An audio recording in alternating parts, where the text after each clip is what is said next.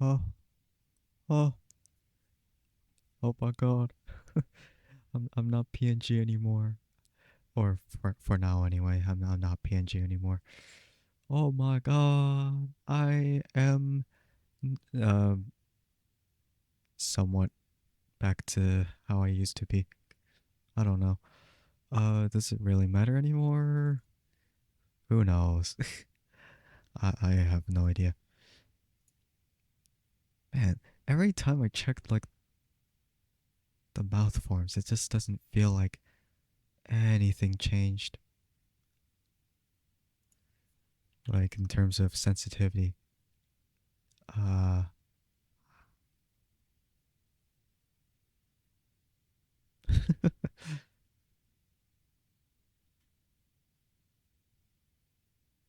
I don't I'm trying to I'm really trying. I'm really trying to get it to the best of uh like mouth syncing, lip sync, mouth syncing. Yeah, my mouth is slowly sinking all the way down. Yeah, that's basically what's happening, I guess. Um yeah, I just don't normally open my mouth that often. So then when I'm just talking, it just like I only have it open like a little less than halfway. So then it kind of looks a little bit weird. But oh well. It is what it is. It is what it is when it comes to it. Um but yeah, we'll just go ahead and get on with it, I guess. So, yeah, hello to whoever's watching the stream at the moment, and hello to whoever's watching the VOD. I'm Andrike Sky Cyborg VTuber of the Massiverse, and we are gonna go through the 1.6 version of Reverse 1999. It's half anniversary or half year anniversary, and honestly, I didn't really know that it was at its half year already because like time goes a little fast. Maybe not that fast, but it did go like quite quickly. I'm just saying that it was a little bit sudden with that. Uh whether it's anything whether it's anything good or bad with how it feels with sped up time or time that feels really slow. Yeah, I don't really know, but uh overall it just feels really weird when it feels like it's too fast. Like we would only want time to go fast when we want to go through the day, and we would only want time to go slow when we really just want to chill. Yeah, that's basically how it would be. But yeah, uh, I would say that in in this in this game, I'm probably just gonna pull a whole lot until I get Jiu Nyangzi, and it's gonna be so unknown what's gonna happen, and of course, whatever happens afterwards is just like story, which I unfortunately didn't get to stream story last time because I was way too busy that month, but now I can just kind of chill for a bit. But yeah, I'm gonna go through with it then.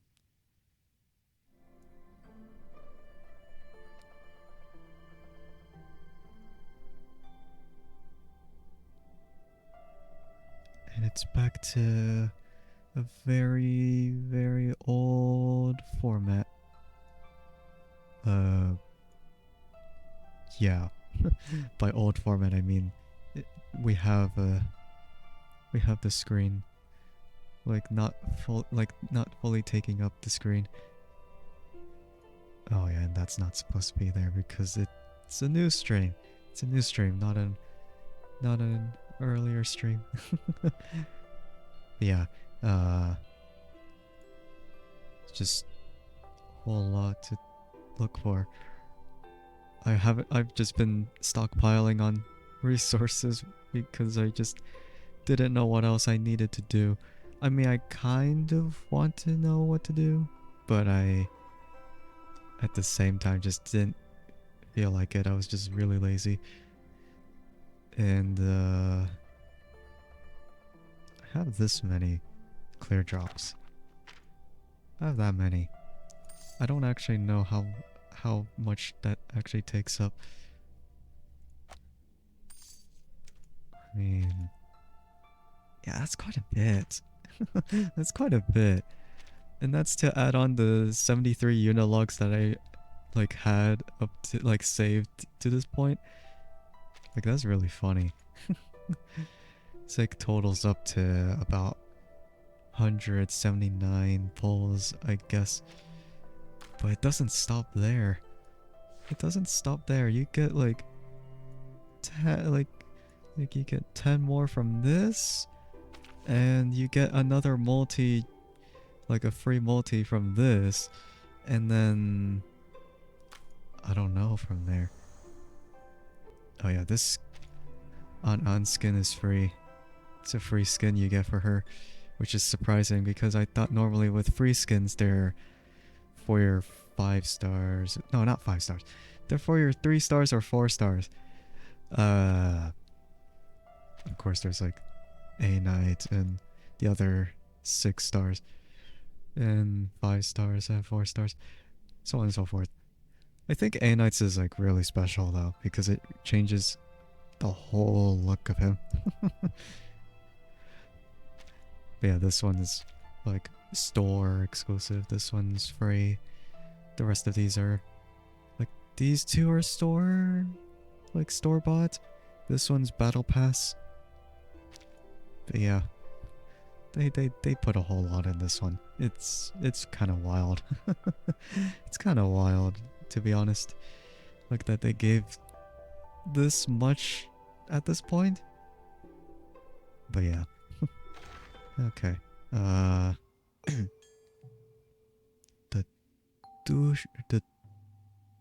the Dushaw festival. I don't know if it's Dushaw or Dushaw. Dushaw festival. Like it, I just don't. I don't know the pronunciation because I just don't. It's not my fault, is it? Or maybe it is my fault for not knowing beforehand. I should have done my research.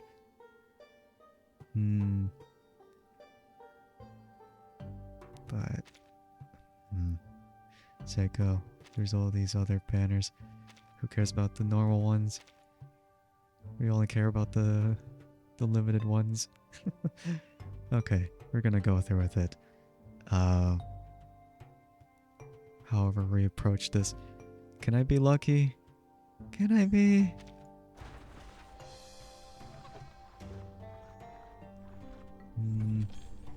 Not quite. I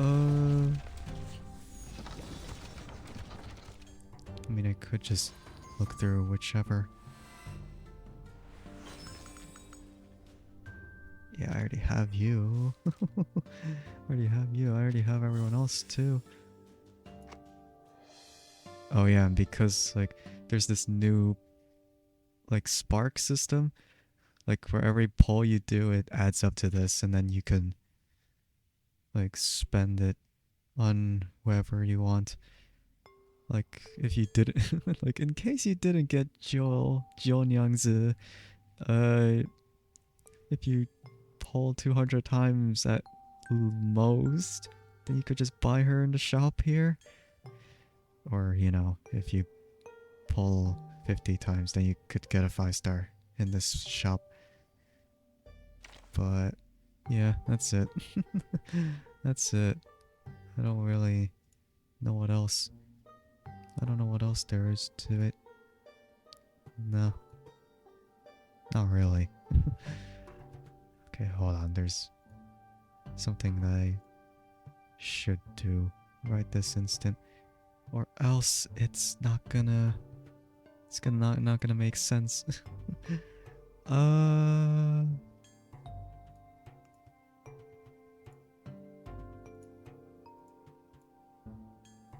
okay, yeah, that's what I did. No one's gonna notice it, but it's not like it matters anymore. All right, we're gonna go through with it. another multi's worth.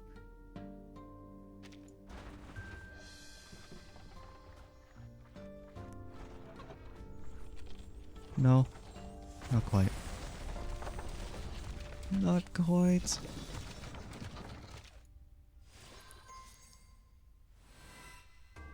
It's another another man.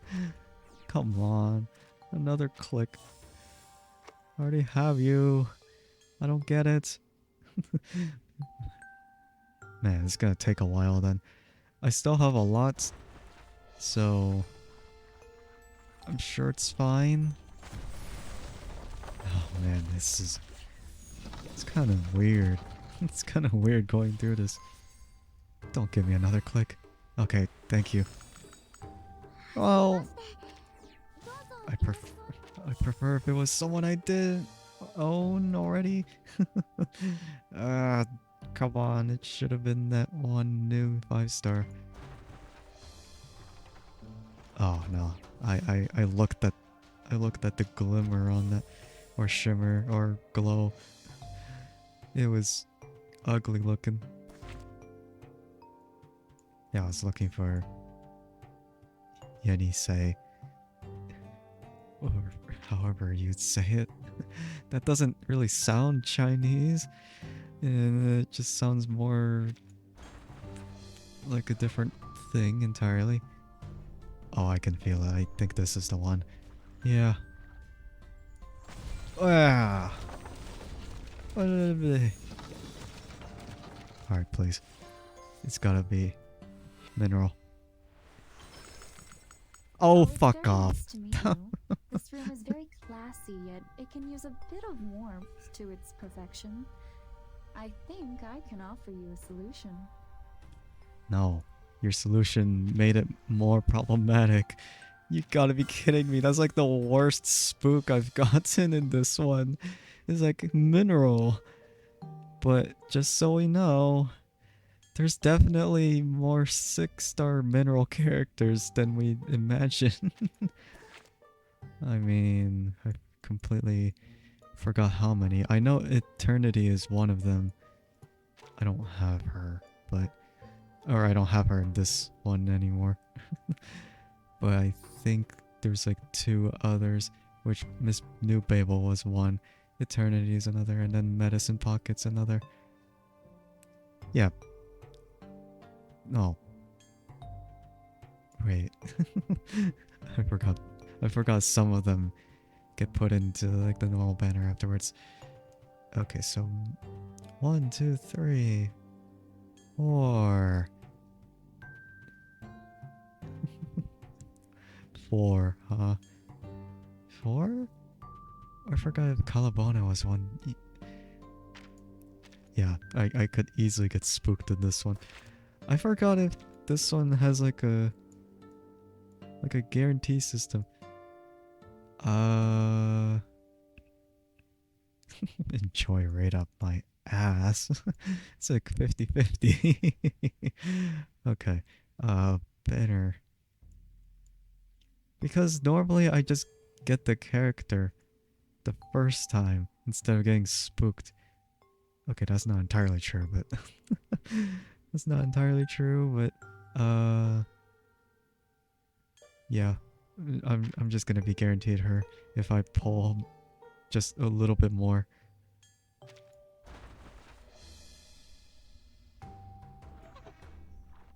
Nah. No. It's not happening.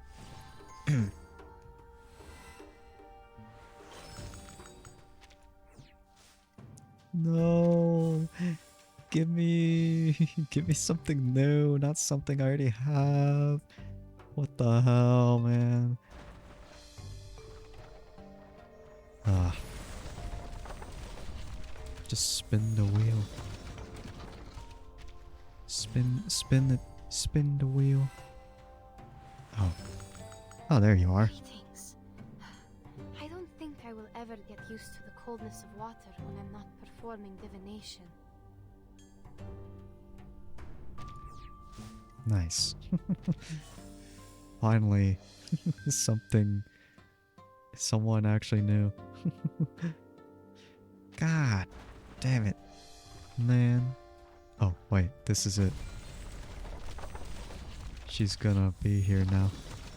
With another 5-star next to it. Alright, mine. Excuse me, where is this place? Oh, you mean put my hands on this? Alright, done. You mean it's an arcane skill? An arcane skill makes me speak your language and you speak mine? I think I've heard it before. When and where exactly? Wait, that's how it works? That's actually pretty smart. That's a really useful skill. Oh yeah, I already have you. Okay, I got her. I don't know if I want to go any further. No, not really. Okay, 80 pull is not bad, but not ideal. How many would it normally be? Like 60 or no, 70. And then okay, so it's still above average. Still above average, but it's fine. It's just fine. Welcome, white sir. We got Cantonese woman, and then we got Mandarin woman. 1, 2, 3, 4, 5, 6, 7, 8, 9. Wow, you did your basic counting. Freaking. Oh, seriously? I don't even have enough of those. It's because I didn't even think about it. I just kind of thought, hey, I have mats. I totally don't. I have so many of these ones because I'm trying to ascend Centurion and Shemaine, and I completely forgot. And then this one was for Lilia, I think. A whole lot of other stuff I don't have. Oh man. Do that later. There's no time for that. We'll look at the PV of 1.6 right now. Are we really going in the right direction? This place is nothing but grass, grass, and grass. The Eastern Grass. arcade skill you said is just a deception. It's all grass. No one is begging you to stay here.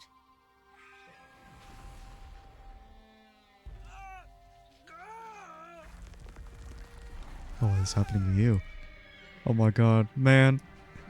He became a horse.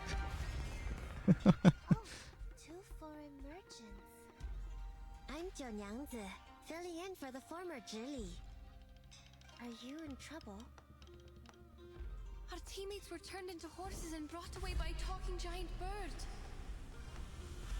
You should not be here. Oh yeah, there's that other guy, the other 6-star. Some disappearances in the city.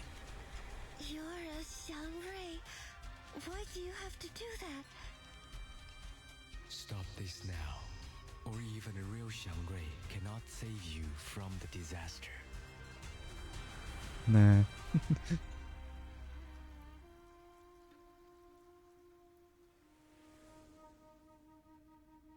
Birdman. They With pretended the to be merchants to horseman. get into the city, but they are actually with the Featherman.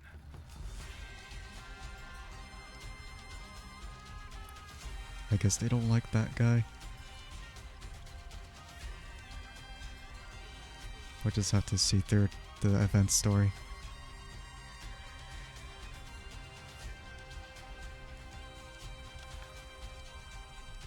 Harvesting the Eastern arcane skill we're looking for requires a price.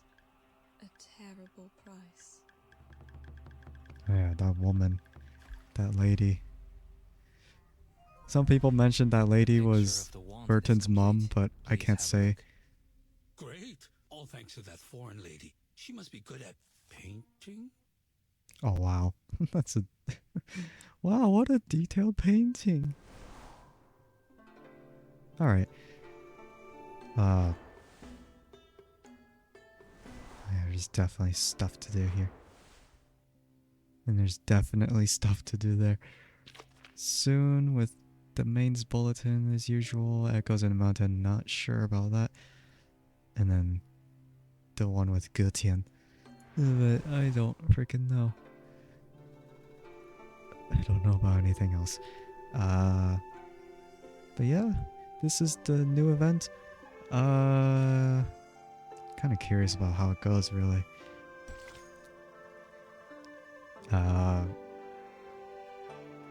Alright, farewell, mother. Leave your resentments behind. This is as far as it goes. No need for goodbyes. Safe travel. Safe travel, I guess. Blah, blah, blah, blah, blah.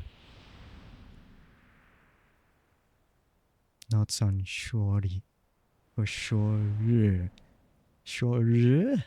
Or Shori? No. No, it's probably Shori. Mandarin Chinese, man. It's so confusing sometimes. The smoke of the fatherland is sweet and pleasant to us, especially in the early morning when someone is about to travel far from home. However, it's not obvious to this complaining lady. Из телега уже давно не появлялась. Я слышала, что цена была низкая и рабочих рук у них не хватало. Эти торговцы жадные, как бездонная яма. Впрочем, как и все фермеры. That's not English. Дым, пыль, приискиватели — это последнее, что нужно этому бедному городу. Yeah, that's not English. What language is she speaking? В прошлый раз она была в отъезде целый год и не прислала ни одного письма. Сейчас она опять уезжает в такие места, где подружиться можно только с комарами, шами и сынью. Yeah, it's super muffled. I mean, I get it because of the situation, but still. Мария, не дай ей заболеть или вернуться домой ослепшей, как та женщина. Вы имеете в виду медаль, врученную за исследование? Она из бронзы. Кто знает, сколько рублей она стоит. Не говоря уже о тех балах, которые она упустила. Молодые кавалеры приходили и уходили, но у нее даже не было возможности с ними познакомиться. The grumbles easily sneak into the room through the window with the floating dust. The one being complained about closes the door. She needs to pack carefully in a room free of noise and interruptions. For a long journey, everything is too essential to forget. Clothes, maps, carriage ticket, reference letter, glass bottles, rock hammer, and the knife in my pocket. Oh, I need to waterproof the papers. Linen, it's, oh, here it is. The fabric left from the last trip has a broader width than remembered. Perhaps because it is holding paper for only one user this time. It seems much more empty than it had been. Using such a large fabric is a luxury for her. I could bring more new parchment this time. Wait, why is it already used? Scratch paper, you know?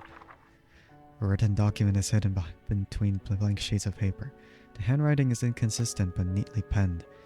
It seems to have been deliberately forgotten and is now being rediscovered at this very moment. Again, scratch paper. You just kind of have scratch paper laying around and then you just use it. Fortunately, there are signatures in the margins, left as a discreet footnote on each page. Recorded by Yenise. It's a record I wrote from dictation. judging from the handwriting, I must have done it in the wilds. The edge is ragged, so probably it's been stored for over a year since it dried. Over a year? Oh, it's the travel diary Madame Besmertz asked me to write down for her. Maybe I should call it travel notes? No. Either way, I think I had completed the arrangement and sent the original to her. There's no way I forgot such an important thing. So, what is it doing here? And it's missing a few days of records. October 10, October 16, October 17, October 17. Cloudy. We sold the carriage and rented boats from the local farmers to sail along the River before it froze. In this way, we might be able to enter the city of Omsk without passing the North Gate. After all, the travelers from the Far East had said the city was heavily guarded like a fortress, and the guards would not overlook the slightest inconsistency between people's stories and their documents. Very windy We paper. had to go through this trouble because we were in such a rush when we set off that we had little time to prepare the documents. They were far from authentic enough to convince the guards. Before we left, I gave several speeches to raise funds for the travel. The last speech was in a new park in the downstream area of the River. My assistant described to me that the park was crowned by a large pile of cumulate rock, which was burdened with the European Russian vegetation, all in its best time of year. This is the note on the 17th, the day after October 18th. I have almost no recollection of that day. Child, do you recall anything?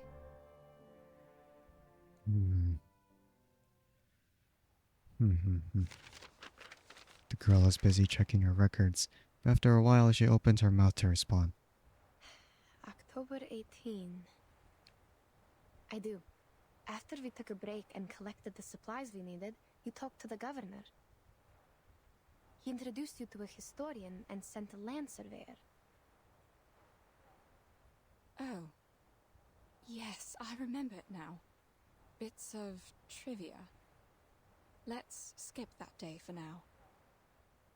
Yes, madam. October 19th, partly sunny.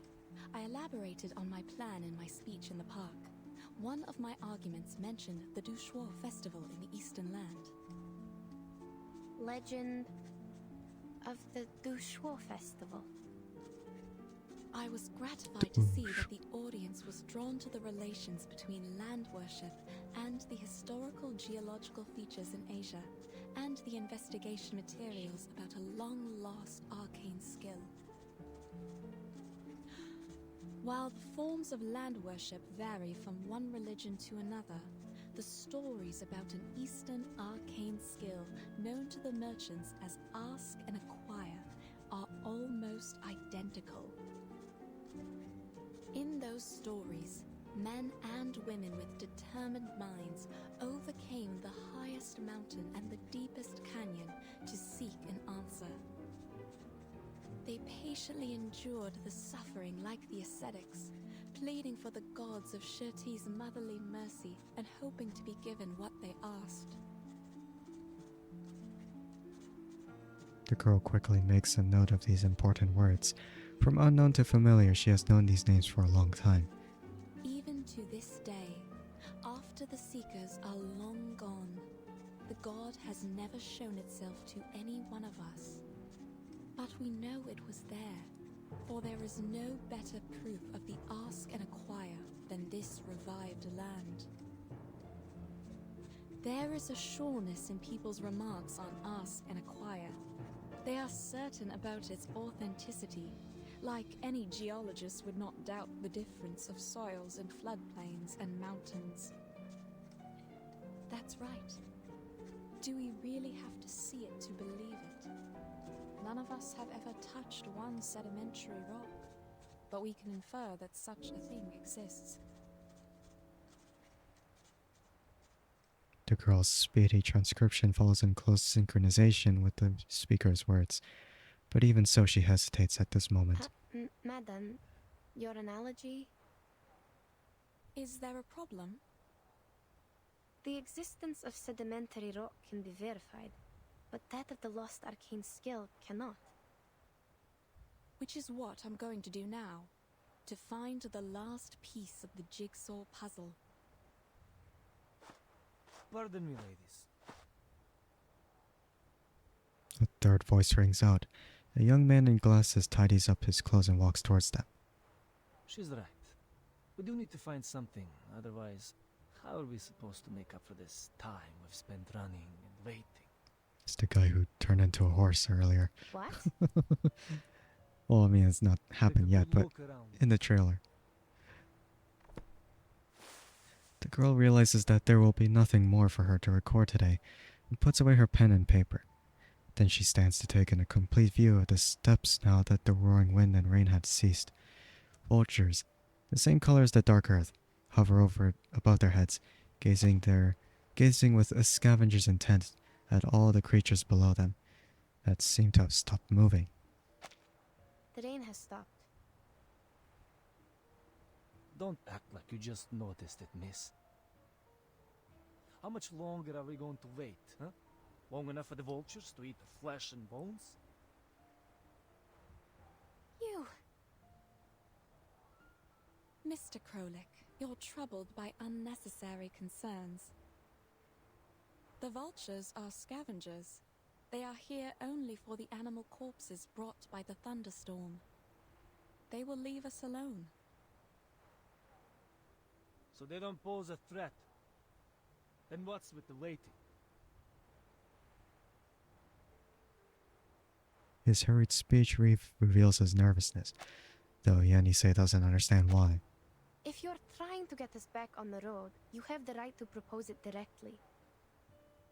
The team discusses to decide the next step. That's how things have worked all the way. We are not trying to waste your time. That's what I mean. We should get going now. Then let's get I going. see. We will suggest the directions as usual, and everyone will vote to decide. And he's gonna say no. Oh no, you don't get it. There's no need to discuss or vote. Hmm? Yeah, I figured. Because we are not going forward, but going back. That's the only direction available. Kidding me? Yenisei stares silently at Kralik. She disagrees, but politely waits for him to finish speaking. I'm not the only one with this idea, Miss Besmer. Those legends from the East that the show festival, is it? And the arcane trick you call ask and acquire. None of them matter more than our lives. Oh, okay. He is right. The girl can only turn her head in silence further away, to that desolate, boundless, snowless winter's landscape. All that remained of the temperate land after its withered grass scattered with the wind. The storm they had encountered had blown through here as well, sweeping almost every living thing. And the young man's purpose is as clear as the open land that lies in front of them. Can anyone promise there won't be another emergency like this? What if we can't find shelter next time? Yeah, Who knows? we'll be lying dead out there just like those corpses. Oh God. I hear you. It has been 37 days since they left Omsk heading south. The 5th day on these steppes they have gone without fresh water. What? The 5th day without water? Or they said fresh water. They've probably been drinking some really crappy water on the way. Man, that's not healthy. They're actually gonna pass out or die later. If everything had gone according to plan, they would have already been sitting in the supply station drinking tea. If they hadn't encountered this sudden storm. Yet, The two people who put this very team together did not anticipate such an eventuality. Given what happened earlier, it is only reasonable that you would wish to return.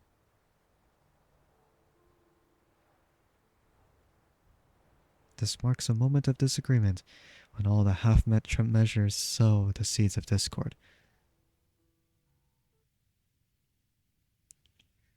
So Besmert doesn't seem to be Verton's mom. Like people said, oh, people looked at the trailer beforehand. It's like, oh my god, that woman looks really similar to Verton. It must be her mom. Not entirely sure about that though. I mean, it was kind of a long time ago when it initially happened, so maybe I have to like fact check on it. I just don't think it is her mom. So Besmer does have like distinguishing features that look kind of like Verton, but otherwise I just don't think I don't think they're related at all. It just coincidentally looks like that. It's like, oh yeah, hairstyle, hair color, mannerisms, accent. It's like it kind of matches a bit, but I don't know if that's really true. Okay, Adiago. Or Adagio? Adagio. I freaking don't know. Raise your hand and settle this like civilized people. Like civilized men. Or civilized people. Civilized... No. I don't think this is gonna be civilized at all. No. There's neither a single voice of opposition nor one of support from their fellow travelers.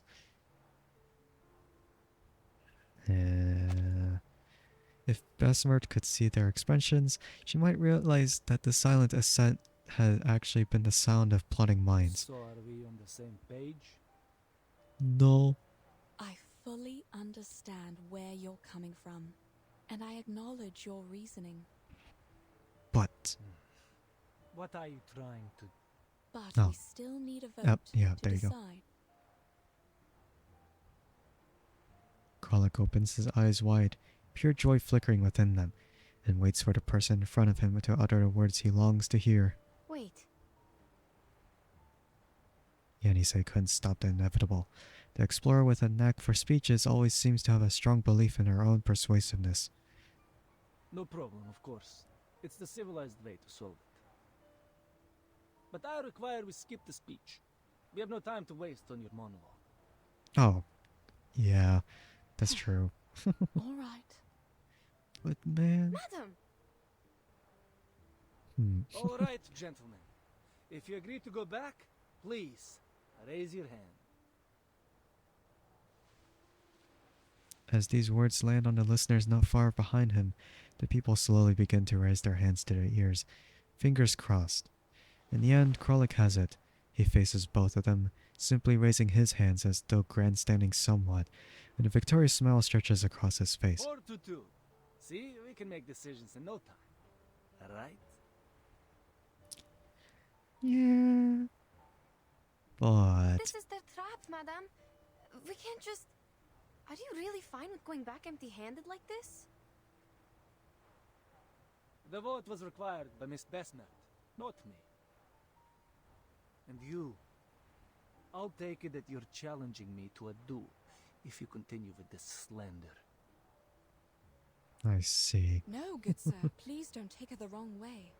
We don't have to go physical. Oh, it kind of looks that way, though. He has not voted yet, so the vote is not over. That's still not gonna put you at an advantage, though. The girl believes she has reached the heart of the matter, even if her rational mind knows that a single vote would be of no use. Still, she insists. Oh, he's too tired to show up. But I'm sure he shares the same idea with us because... we are all humans. Of course, he's on our side. And you're aware that they're arcanists too? Man, all this with humans versus arcanists. Such frickin' bias, man. Yenisei doesn't intend to say much to the young man and decides to cross over to the group of people ahead to search for their final voter. That is until another tall man stands up, seemingly to block her path. Say no more, Krolik. Pack your things. Let's head back. Fine. We'll split up from here then. We'll take all the supplies with us, or we can't make our way back. No discussion. What the heck? He looks even tougher than the communicators they sent, and after saying his piece, he brushes past Yenisei down through the narrow rock crevice and leads the way toward the supply box behind them. A moment ago they were all there, recounting their previous journey together. Gentlemen, the team was put together in good faith. Perhaps we should negotiate, not...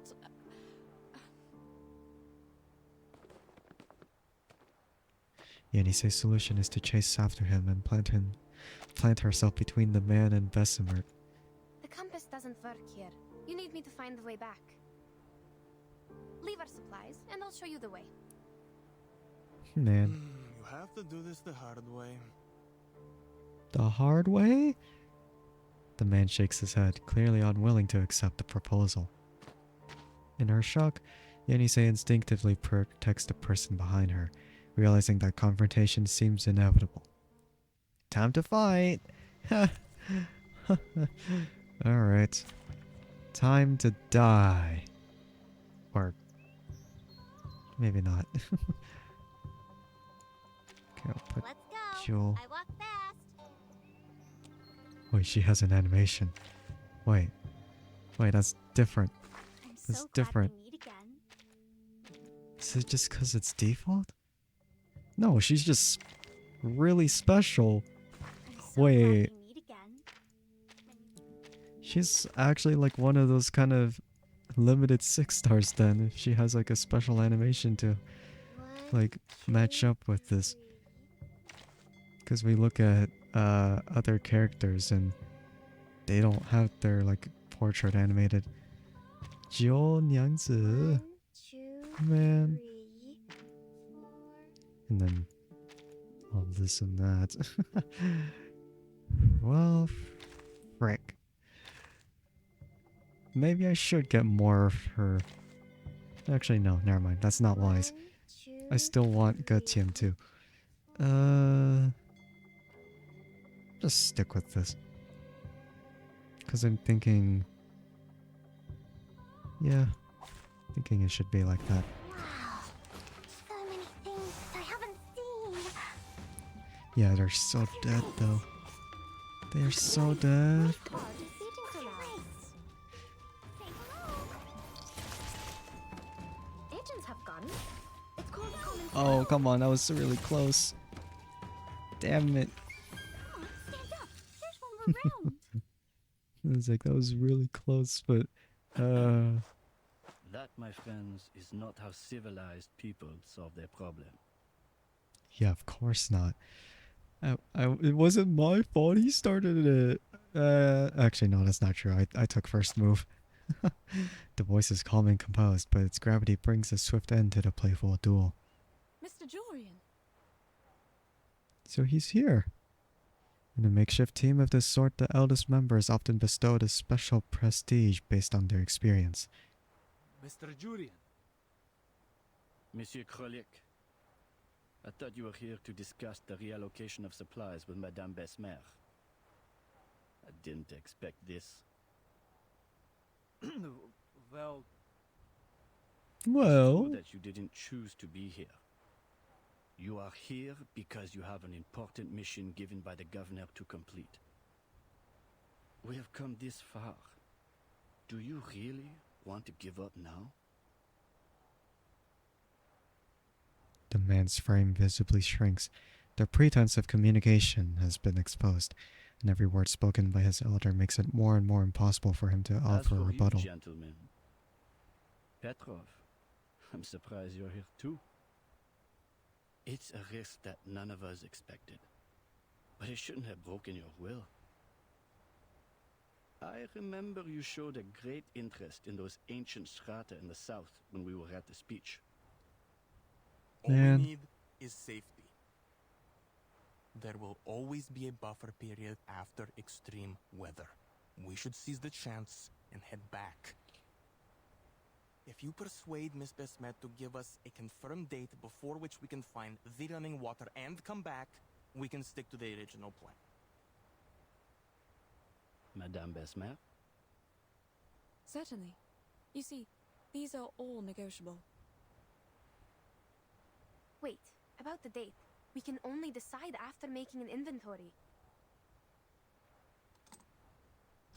Upon hearing these words, the man takes out his pocket watch, shakes it twice, and shows Yenisei the current time.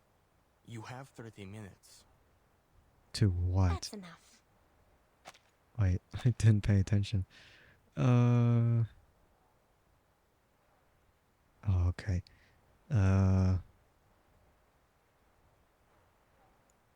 Let's see. A brief consensus is reached, and the others scatter back to their former places, gathering supply boxes together and waiting for a response from the two in charge. As Mert cautiously touches the wooden boxes, the young girl comes to her side with a pen and paper, making a quiet record of things. For a moment, the only sound between them is of pen and paper. You know...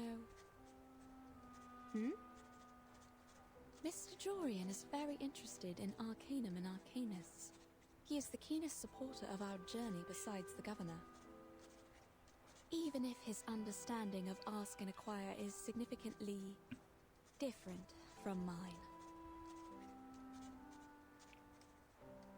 The girl continues her rummaging and recording, while responding gently and deftly to Besmert's habitual approaching of this parallel topic. The legend of Ask and Acquire, as told by many merchants, always involves a certain price. The price takes different forms in the stories, but mostly it is a great danger.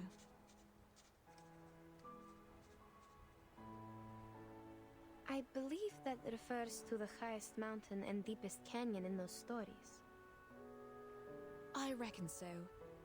But Mr. Jorian, as a human historian studying the arcane skill, believes it's a form of exchange that arcanists make with nature. And you think he's wrong? At this stage, we can't verify anything, so all these assumptions will have to remain assumptions. However, as we are getting closer to that mysterious land, my craving for its knowledge is also becoming stronger. Between these words, Besmert walks around to another box and notices that the closer the instrument is placed to it, the more distinctly she can smell the alcohol. It is obvious that the alcohol prepared for boiling point measurements had been used as an emergency resource during the night when the temperature dropped drastically. We shouldn't ask too much from such a ragtag team. What do we know about the supplies? Put aside the water problem, the supplies can feed everyone for 8 days, maybe 12 if we economize. We can hold even longer if there are any preys or herders along the way. Are there any supply stations? Our supply stations are not on these plains. At least not on the map. How much drinking water and alcohol do we have left? Approximately...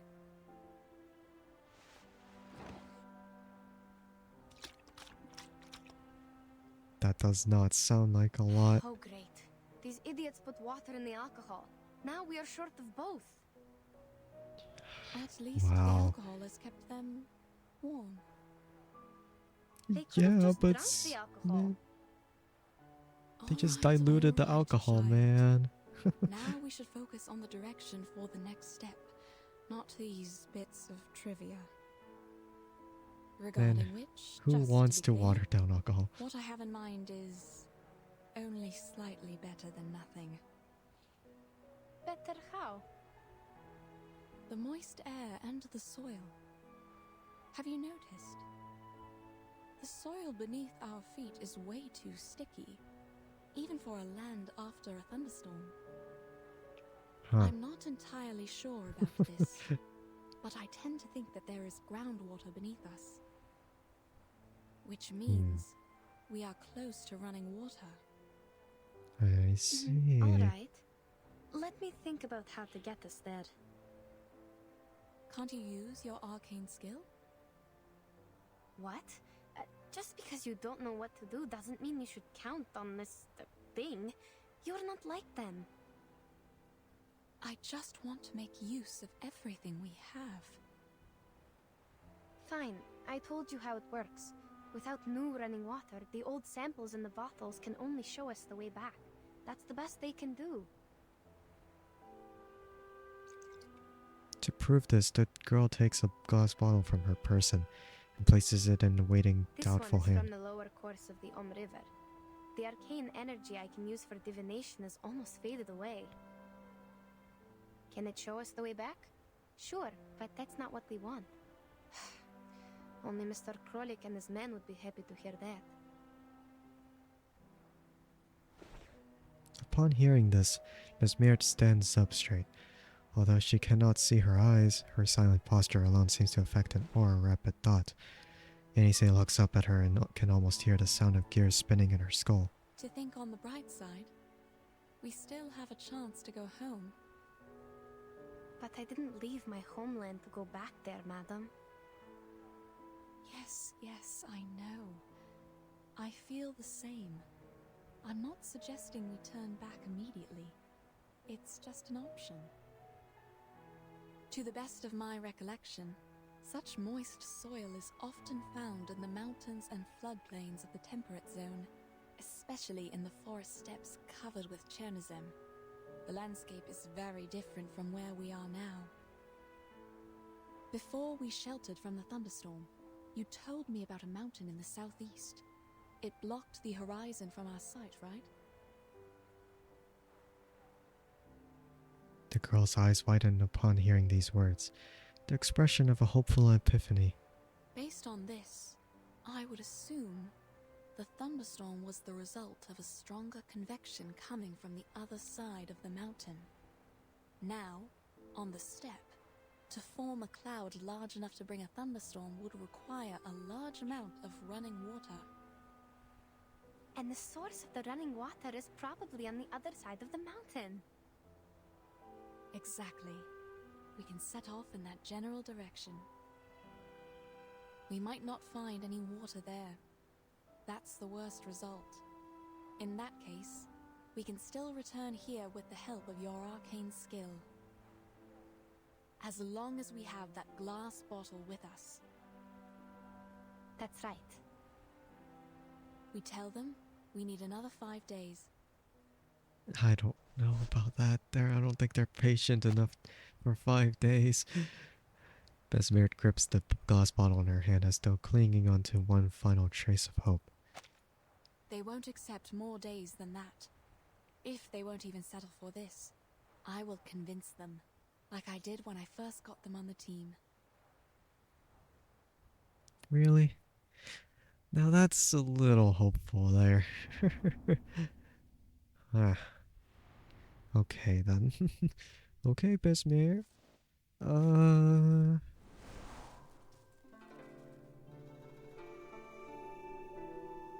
The fairyland. Yeah, it's starting to get somewhere though. And it, from the looks of it, they actually have gone into like a place with water. So they did find it in the end. Or they found something. This meadow is an anomaly in this environment, only possible during extreme temperature shifts. Could be caused by fungus or a mysterious creature passing through. A fungus? A fungus? A mongoose fungus? I don't freaking know. I don't know. Vesmir did indeed succeed. In convincing them? Wow, surprising. On one hand, as she clearly points out the direction of her thinking and provides reasons and arguments for her judgment, her human companions are easily convinced. On the other hand, all her other concerns soon cease to be of significance. Yeah, I read that all. Oh! The girl's eyes widen as she looks, blinking at the flowing stream appearing seemingly from thin air not far from them, as though staring at it might restore it all to its original state. She remembers clearly when she was only a mile from here yesterday evening. There was nothing to indicate the presence of such a miraculous hidden feature. Mademoiselles, this is a miracle. I'm glad we didn't give up and go back. Mm-hmm. Wait. Something's not right.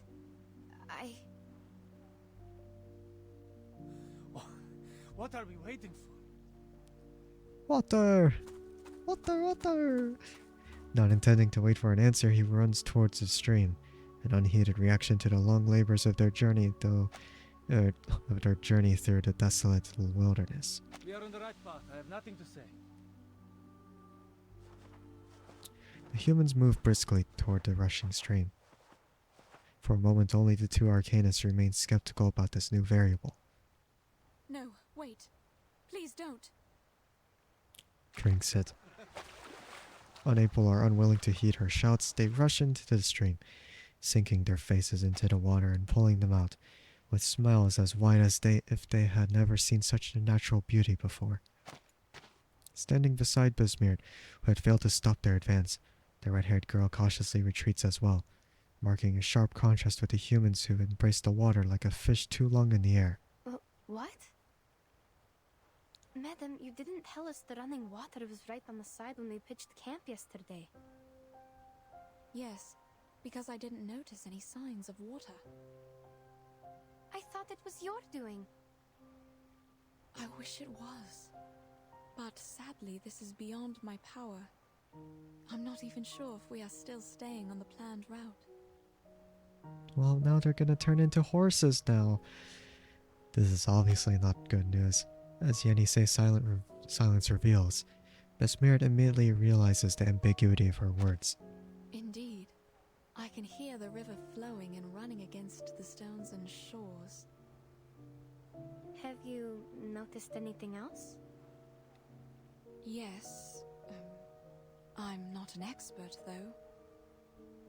The soil here is moist too, but it feels different. Like just dampened by frequent spring rains. The dry air of winter has completely gone. And the grass here looks nothing like the temperate grass we should be seeing in December. It's so green, as if it were April or May now. But we haven't gone that far. Is this...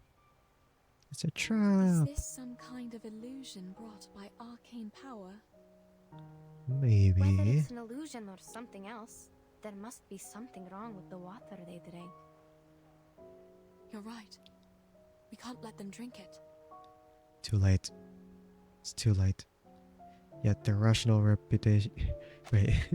Their rational... Repudiations? Repudiations. Or... Repudiations. I'm trying to see if the rhythm makes sense. I feel like reading this. It could not change the fact that their companions had already drunk from the abnormal water. Besmeart instinctively runs forward, wishing to minimize the damage before things get worse. Gentlemen, please listen. The water! Hold on, madam. It's too late. Yenisei grabs her hand, trying to prevent Besmeart from running in a panic and potentially suffering a fall. Besmeart still wishes to rush forward, but finds herself unable to break free. I have to tell them. I am the reason why they are here. Listen, they have filled the water bags and are coming back. Their momentary joy at finally being able to move forward is rapidly diluted. The only consolation is that the human walking back toward the two of them still appears to be normal. What's wrong? Are you not going to fill your water bags? Nothing. We'll go later. The water is clean. You can even see the trout swimming. Too bad we need to keep our packs light. Thank you. We'll fill our bags once we figure out which way we should go next. Krolik Man. is still by the river. He seems parched. Is he the reason you didn't go there? No. No. I mean, maybe. Alright, no problem then. I'll go check and feel the rest. What do you mean, fill the rest? They're gonna turn into horses now. Their tall companion nods and walks past the two of them and toward the previously set down baggage. Once he is gone, Yenisei speaks once more. Please, wait here, madam. I'll go check. The water? Madame Besmer! Mr. Jorian, did you drink the water? Oh, I did. Just like Petrov said, the water is clean. A bit sweet to taste, even. Oh no. That's good then. You were looking for me. Is there a problem? No. Look, I know you don't need any compliments, but thank you for leading us to the running water. I'm glad you once again earned their trust. No. Maybe we should thank the Ask and Acquire.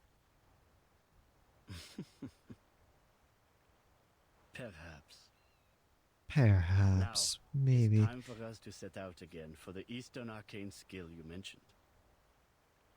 But before we do that, I remember you once mentioned your assistant during your speech, saying her arcane skill was related to water and could find directions in the wild. Yes, you remember it correctly. A glad smile of acknowledgement appears on the face of the middle-aged man, his enthusiasm compelling him to ask one more question after another. That is so wonderful. Earlier you said that this was a safe gap, but at the time you did not explain in detail how it would work. Now, may I have the honor to witness it?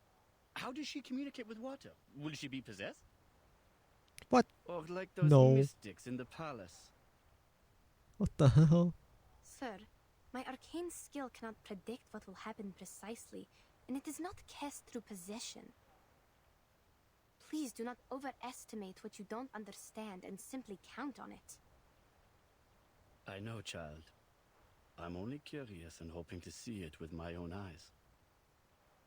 No, sir. It is not an exhibit in the museum or a play in the theater. Oh, The girl shakes her head and firmly refuses Jurian's request once again.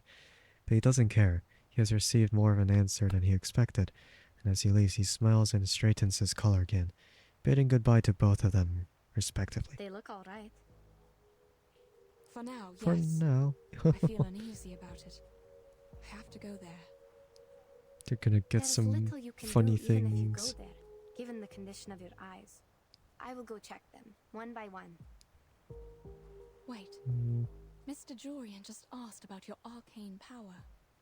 Maybe now was a good time. What? When you look for the direction with your arcane skill, check if the water is real. What if it's not? then shit. In that case, child, we have no choice but to divine our way back, with the water in your bottle. Besmir's worried and helpless words echo in Yenisei's ears. Fine, I'll do it. I will find the direction through divination, verify if the water is running, and check if anything's wrong. The girl takes a step forward and walks towards the strange babbling stream that seems to have come from nowhere. Yenisei walks barefoot into the river. Flowing water on a temperate plateau like this should naturally be cold. It gently laps at her, just beneath her calves. She closes her eyes, trying to make herself unaware. Пожалуйста, теките, теките. Пусть ваша милосердная любовь и забота плывут вместе с пеной вдаль. По пути вы сможете поливать корни, увлажнять траву и обливать душу медом. Как будто поднять поток с рифа, об который разбиваются волны. The light spots gather and gradually fill the empty glass bottle. Я пойду к этому потоку. Все будет так, как я сказала.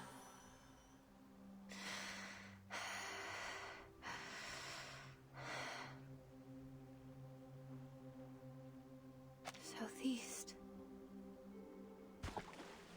The empty glass bottle falls from her loosened grip. The girl looks dazed as she picks up her damp and heavy feet from the water, heading to the southeast.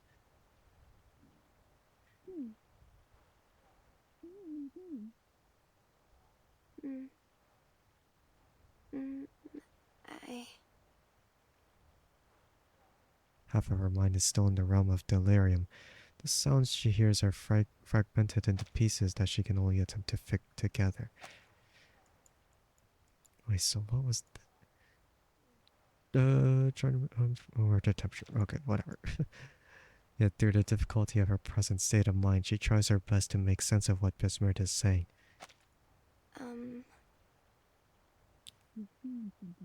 Haven't you?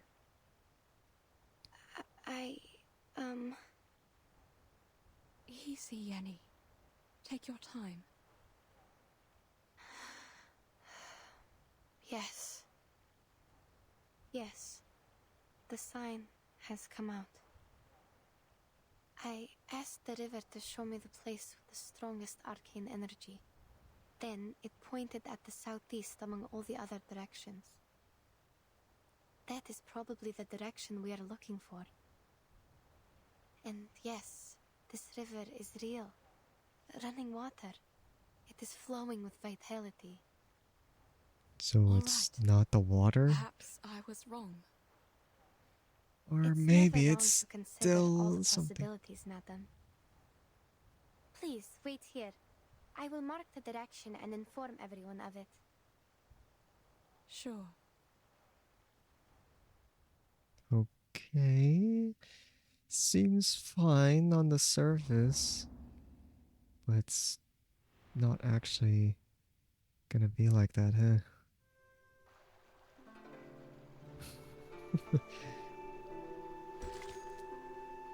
So they're done with the water, I guess.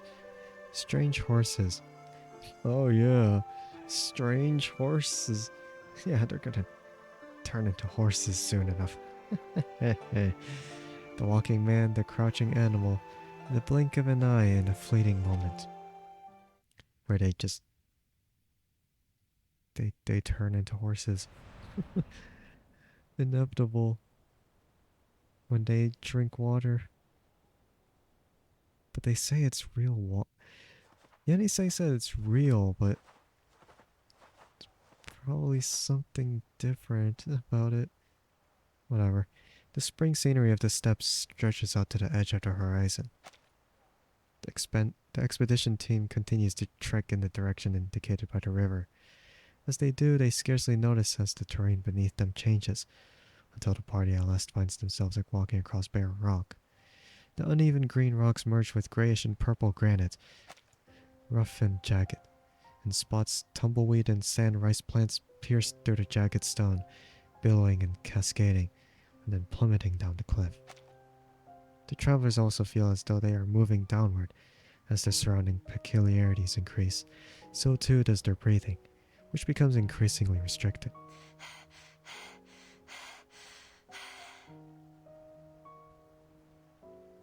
He did prove yourself right by finding running water for us. So I'm not judging you this time, but are we going the wrong way? No. No, this is the right direction. But it's getting harder and harder to breathe, even if we are going down the mountain. Just What about you, believe. madam? Are you feeling all right? I feel fine. Perhaps because I'm used to climbing mountains. It's But just a we are skill issue then. definitely 3,000 meters above the sea level now. It's normal if you're feeling unwell at this height. If only we still had alcohol. Yeah, if only you didn't Well, dilute it's the just a frickin' thought. alcohol. I wouldn't have gathered gathered enough courage to climb up that slope if I hadn't taken the last few sips. Miss Beard shakes her head, dispelling unnecessary thoughts, and instead pursues another possibility. But, child, are you sure we are on the right path? Man. I don't think it's wrong. The clearer the sign, the higher the accuracy. And the sign I just saw happened to be exceptionally clear. What about the others? Are you feeling all right? Shall we stop and take a short break? I have a bad feeling. Instead of a break, we need a new direction. Back home, for example. Are you fucking kidding me? Before we do anything, can we have some rest? My head has been pounding for a while. I thought it was common in the mountains and you all felt the same. Yes. Headache is a common altitude sickness, sir. Wait, is that tumbleweed? I don't think it belongs here. No, I don't think it... Oh, yeah, I see it. Yenisei finally notices a large bundle trundling on not far away. But that doesn't sound right. I hear... Are they rolling nearby? Are you sure? This is not the right season for them to roll and spread seeds. I'm not seeing things, I guess. But I don't know why they are here. And those flowers. The team members at the end of their procession stop in their tracks.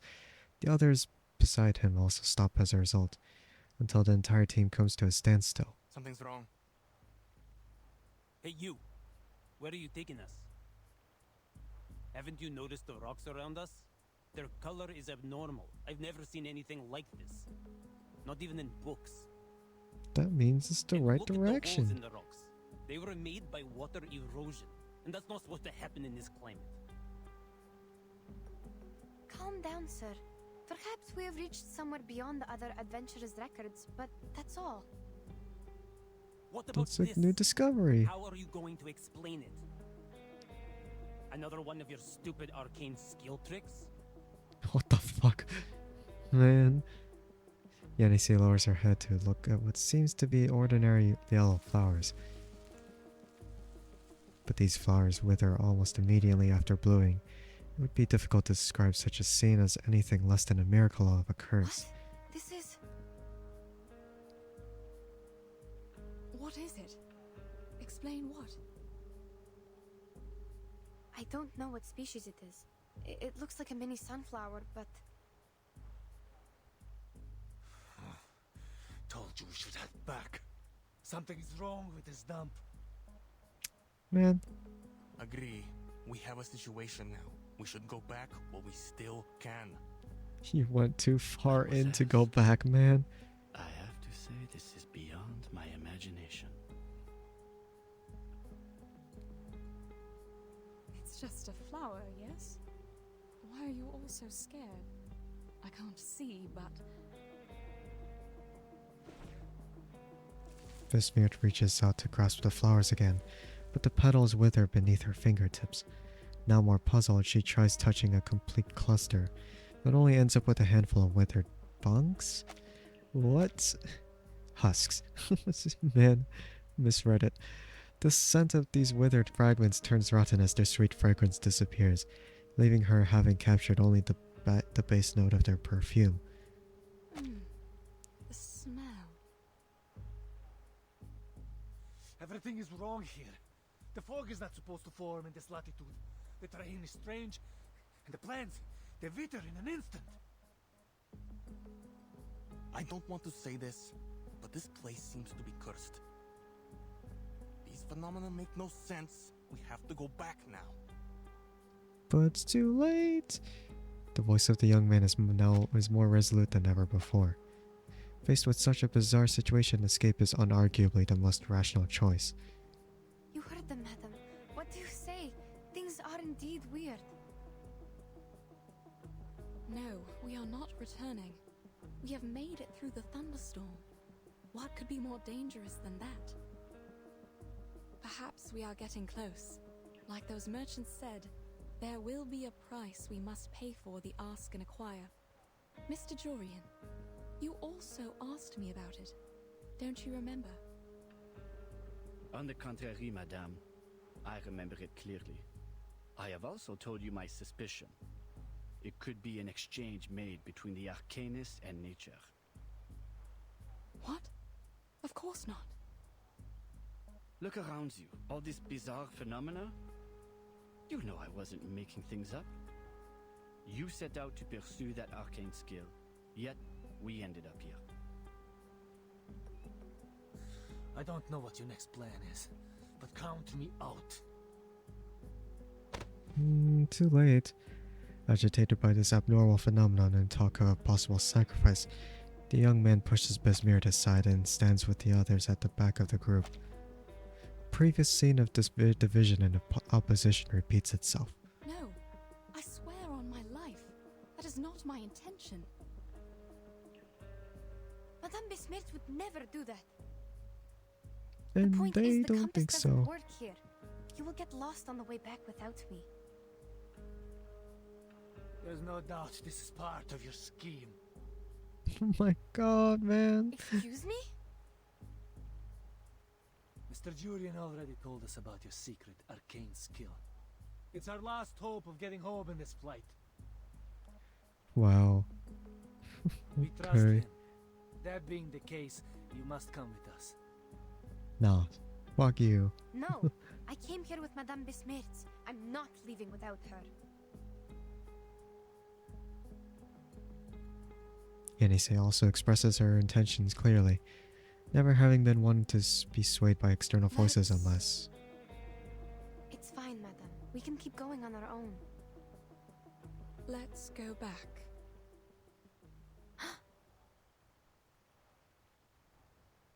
Unless the person she is supporting lowers her head first. It's all right. Though I can't see, I can imagine how shocking it must be to make you so uneasy. When we get back to the pasture land... I'm sorry, Madame. We're not taking you. What the I don't hell? think we have enough supplies for everyone to make it back. So certainly someone must be abandoned. Oh, fuck you, man. That person would be you. That person would be you to abandon. Who cares about that guy, man? He's such a fool. Yenise takes a step closer until she is completely blocking the depressed Besmir's path. Then allow me to say no. I will not show you the way without Madame Besmert in the team. No, Yenny. You're going with them. But they're leaving you behind. Looks like your assistant has made her own decision. Sorry, but I never thought it would end up like this. What, to Enough with the talk. kill My apologies, ladies. my ass? What? You're not apologizing for any of it. They are now facing each other, seemingly to have decided to end their dispute through force. They are acutely aware that sacrificing one might save the many. It is a simple matter of arithmetic. It's not gonna work, man. They're gonna just die. Wow. So many things I haven't seen. Be serious. Work hard. Don't be so loud. Oh, here we go. Radio waves are everywhere. Everywhere. Oh. Okay. I mean, I could just... What's this? What's that? I hear something. It seems to be mixed up. It seems to be mixed up. Radio waves are everywhere. There. Stay low profile. Okay, well, that was great.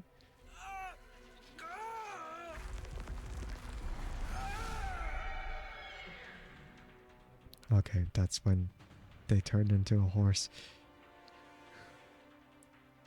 Oh, great. Standing upright is a phenomenon exclusive to humans. It is a miracle born of a desire to break free from the earth and move upward towards the sky. The outcome unfolds quite apart from everyone's expectations. What? Striped horse? I don't understand. What is going on? They drink the water, so they become horse. They drank the horse water. Even though they acknowledged the untimely nature of their dispute, they are left to witness all hope of reconciliation disintegrate before them. Yenisei receives no answer as the people standing in front of her now have lost the ability to reply. Because they're all horses! They're horses! Oh, man! and and lo and behold, they're just gonna stand right beside the river stream and they're just gonna be standing there and thinking, man, man. Like language barrier. Oh yeah, okay, so this is good, Tian. And the other two. Tower built of snow.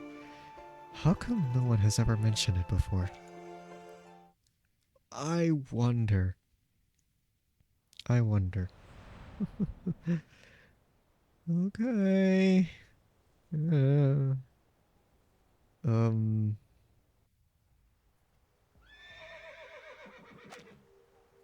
way. Turning around, she finds that her companion has transformed in an instant from a human on 2 feet to a strange hoofed animal on all fours. As the only person to have witnessed the entire process in detail, with every aspect too difficult to comprehend, she can only turn her puzzled gaze toward her elder. But Besmirt is also in the dark, because she can't see. What's this noise? Mr. Krollick? The only answer she receives is the impatient stirring of the odd-toed undulate as it tramples the grass. Mr. Jorian. Wait, how do you know who's who? Strange. I heard animals. What happened? Okay, never mind. You were just asking where they are. They're horses. I can't see.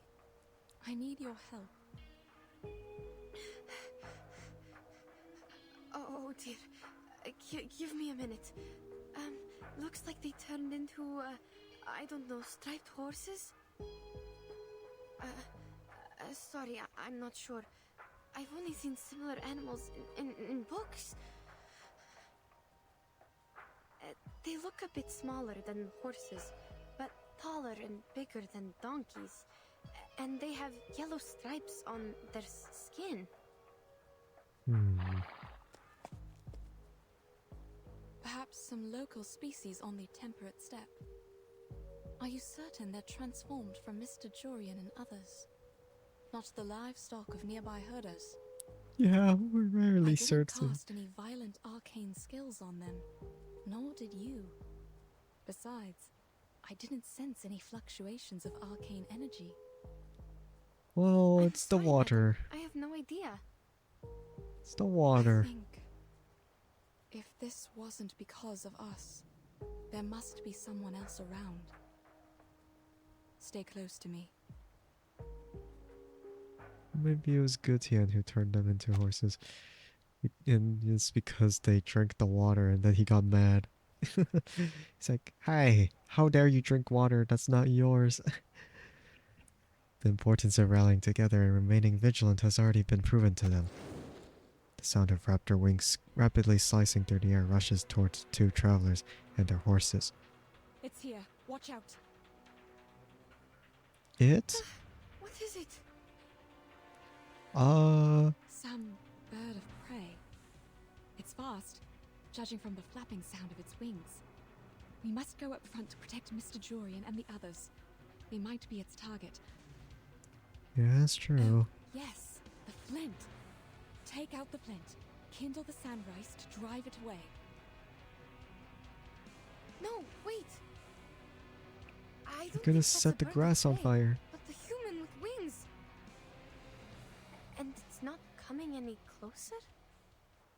just kind of spying on you. The girl hesitates upon hearing the sound of music. The music had been playing for only a short while. When those huge wings stirred the air into a violent storm, it was totally drowned out.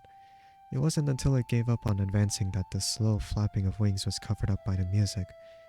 But the tune of the music is unknown to all present. The music starts from the bird and spreads around like a torrential rain, enveloping the restless brown animals on the ground below. The horses look up in search of the source of this melody, as do the two other listeners. It is a simple and repetitive melody, but more than enough to consume Besmirt's full attention.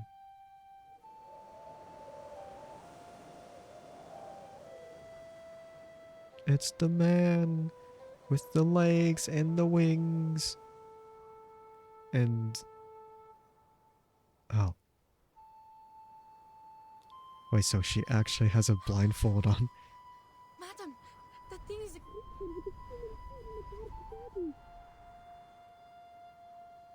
The fierce step winds carry off her cries. What? What did you say? I can't hear. I said that thing looks like a human with wings! A human? You mean it has the face of a human? Is the music also coming from it? Yes! The music playing winged creature with a human's face. Sounds familiar, don't you think? An angel? You are not serious. But the angels blow trumpets. That Stickit uses to play music. I'm not sure whether it's a wand or some instrument. Both. Or, I don't really know. The girl's voice cannot conceal her doubt. She grabs Besmirt, wishing to step back, but remembers not to stray too far from the horses. This conflict between her instinct and reason is revealed in her fragmented words. She tries to understand the current situation, but finds it strangely difficult. Madam, we... Calm down, child. Look closer and tell me. What does it look like? What about its wand? It has a human's head, dressed in grey, with black wings instead of arms. Looks like a huge bird of prey. While the wand, I don't know how to describe it. The girl hurriedly lifts her head again to confirm, and add a supplementary defense to that which she still cannot clearly express. That thing is not even holding it.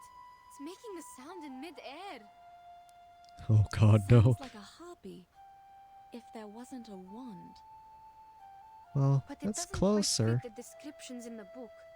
Neither the color of its feathers nor the environment does.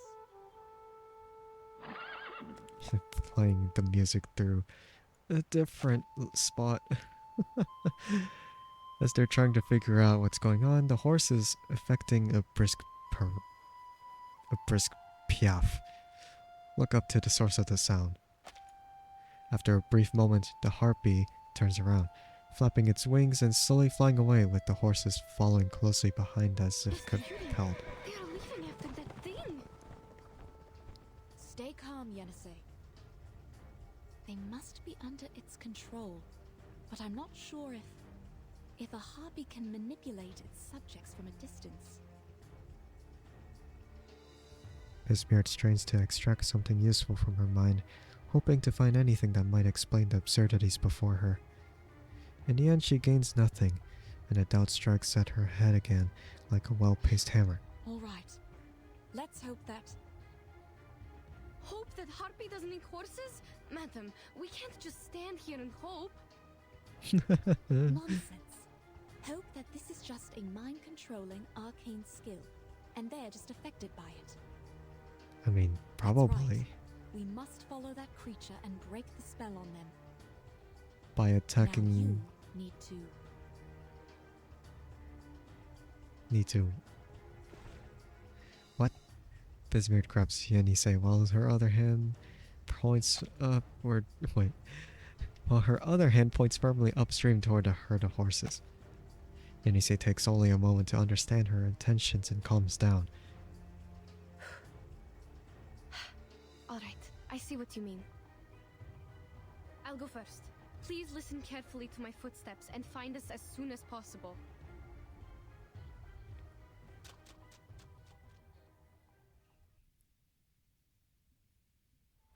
So you're attacking the harpy? No, I don't know. Unfortunately, they quickly realize the creature doesn't need to look back to know what's going on behind it. It merely raises its talons to deftly parry Yenisei's attacks. That is to say, they realize soon enough that its power is far beyond what the two of them had imagined. Hold there! What on earth do you want? Answer me!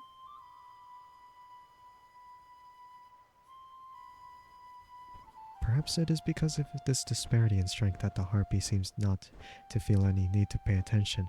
It whirls around in midair. However, Yenisei struggles to see any discernible expression on its human face. Turn thee back. Seek what thou desire elsewhere. What? Turn thee back. There is naught to find here. What is this sound? Speaking or singing? Sounds like a young man. How so? Because Well, he is one. At least it's definitely not a harpy. Yeah. Perhaps it's talking, but the tone sounds strange. I've never heard any language like this. It's definitely a different form of English. Yenisei tries in vain to continue forward, but the giant bird shakes its head in the air as though issuing a warning. Will cost thee greatly, and yet little will be thy reward. Using Shakespearean English, man. Steps on one more. Goes one more step. As the wings of the giant bird rise and heave, in addition to the strange instrument, the horses also turn around. Their unhinged companions stand in the way as the music suddenly shifts from a melodious tone to a piercing frenzy. It paints the scene of a hopeless conflict. We fight the horses? We fight the horses that are not zebras. Wait a second. Hi! What did you do? Oh, come on, man. Fine, if that's the case, then I'll just bring out. May the flow take their souls to the sea in the... I haven't used I haven't used Jionyangzi though, so I don't actually know. Channel? Enters tipsy. What? What a liquor status. What? What is any of this? I'm so confused. Wait. I'm so confused. So I know this one is... Yeah, yes.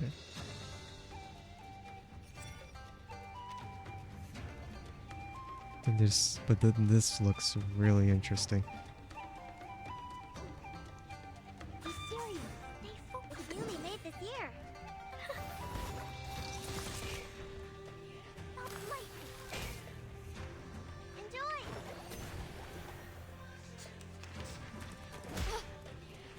Ow. What the heck? That was an attack? I'm so confused. That's the direction. Okay, whatever. It's fine.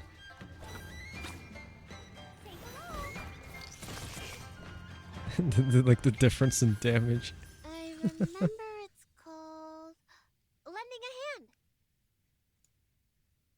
Okay. That was a weird fight. The striped horses are driven by the giant bird, turning their heads to block her path. Yenisei can only lift her hands against the encirclement and continue launching her attacks upward.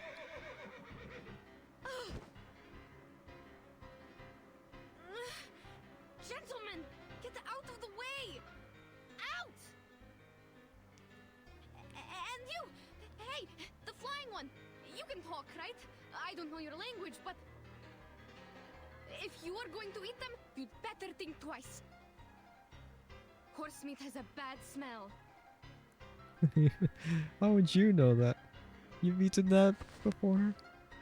The bird remained silent. Yenisei noticed a slender white stick poking out from his feathers, like a bone, but yet also like a wand. No!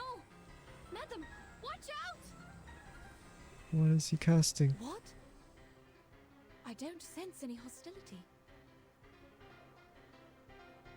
This attack indicates that it is, in fact, a wand. However, the two individuals supposedly subjected to this attack seem unchanged. Both physically and mentally, they are exactly as they were before. Huh? Don't worry. I'm fine. It wasn't an attack. But it was something. As the two of them begin to explore their uncertainty, the figure flapping its wings in the air speaks once again. This time, though, something is different. You can understand! Chase are no longer related to you once they walked in here and moistened their throats with the flowing water. Yeah, I figured it's the water. They are the Jutsu's concern.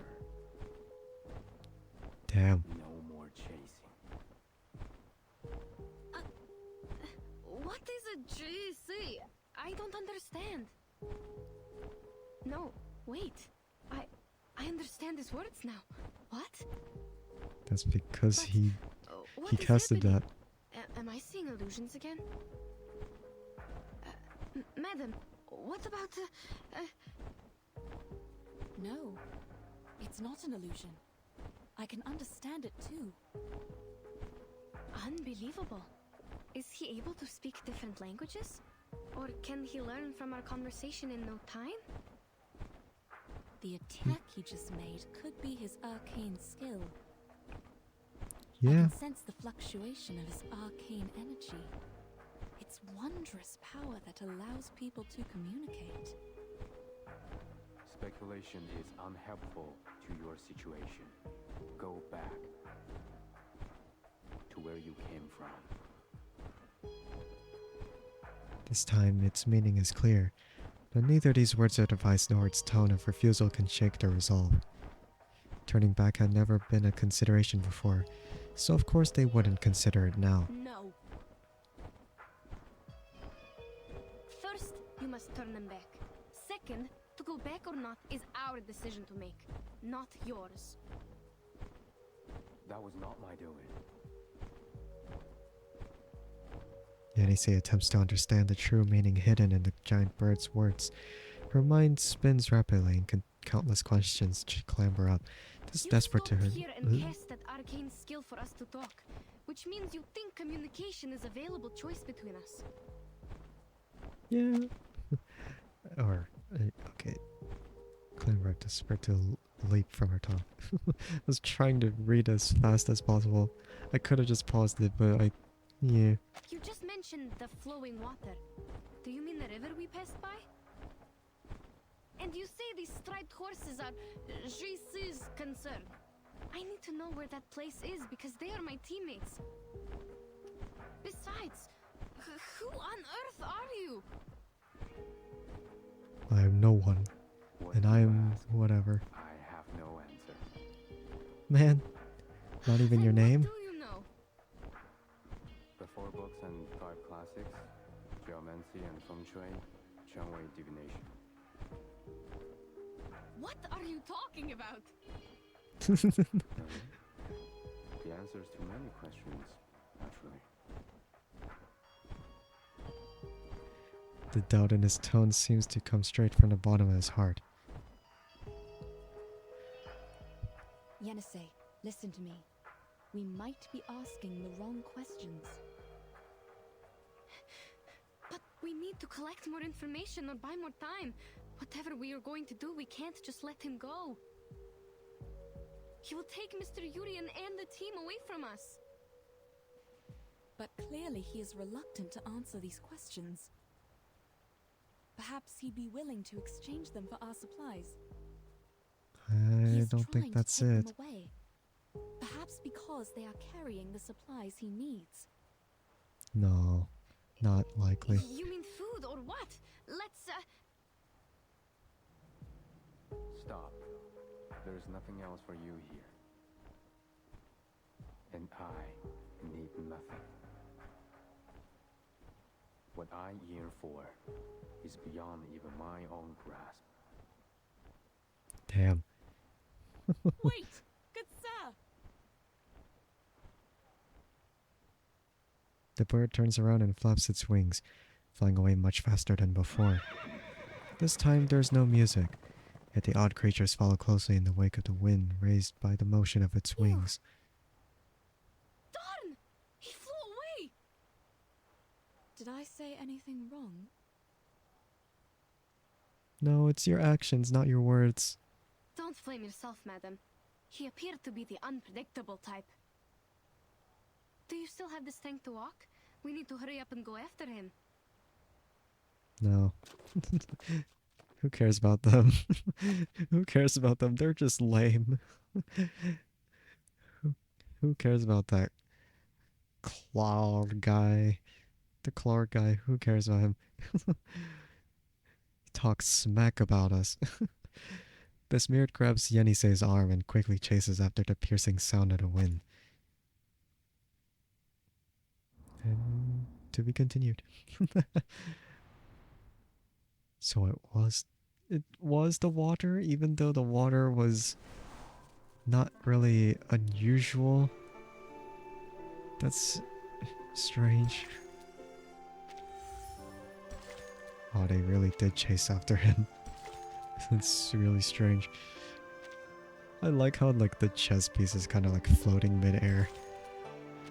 I mean, he's kind of floating mid-air too here, but he's like more tilted in this one.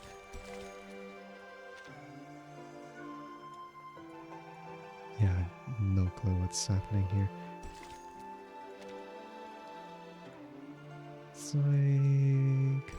It's like something really. I didn't even get to check what's in the shop. I guess that's the side cube I need. And 2 more Unologs that I will not be using yet. The Yellow Sand Road. With burning feet and a chill in our throats, we navigate the same unknown. Into the unknown. The Yellow Sand Road. Whatever it is.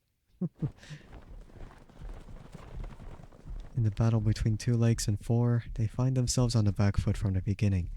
The burdenless horses gallop wildly as the giant bird flies further and further, leaving exhausted Besmird and Yenisei far behind.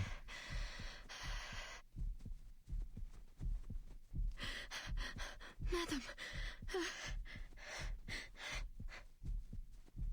Their stamina slips away faster than it did before on the plains. Their actions become increasingly labored, and their steps slow to a plodding halt. Are we going upstream? If we are, he must be taking his prey back to his nest. Is there a forest there?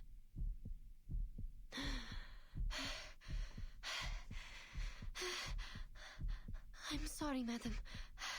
I can't think right now.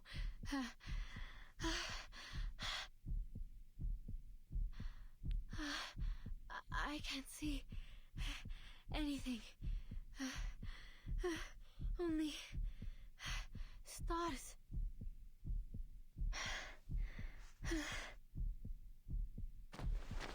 The girl suddenly realizes that she can no longer pull Besmird along. With her energy dwindling, the sudden pause only leaves her more flustered. Huh? Why? Why stop? Huh? It's just like a whole lot of breathing and huh? Horses. What the heck? Right in front of us. Did they stop? And people. What the hell? And not just people, but the men and the women and the children too. The clamor of commerce, the melody and the trundling of carriages, rolling wheels on the ground, and the sound of footsteps on the soil and stones soon follow, no matter what lies ahead. No, it's not a forest. It's a civilization. There are walls and people. I don't understand. Wait, could it be? Hard city walls made of earth and stone, and a soaring gate tower, the likes of which they have never seen before, encompass the bustling town and the vivid figures within. The gate is open wide. Pedestrians pass under it, and as guards wearing silver armor stand at the entrance to the city. Is it a supply station? No. Where on earth are we? Child, please tell me where we are. I can't hear the rustling of the sand rice anymore, but there are other noises. I'm thinking, is this a settlement? The girl shakes her head, failing to answer Besmir's question. Having never seen such a place before, she is naturally apprehensive of all that stands before her. No. At least it doesn't look like one. Not like any towns or villages we've seen. I think I'm seeing another illusion. I see a desert, some plants, and a wooden pavilion on the yellow walls.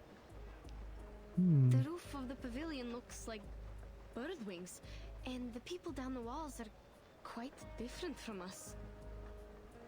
Walls and people, right? Only a city has walls around it.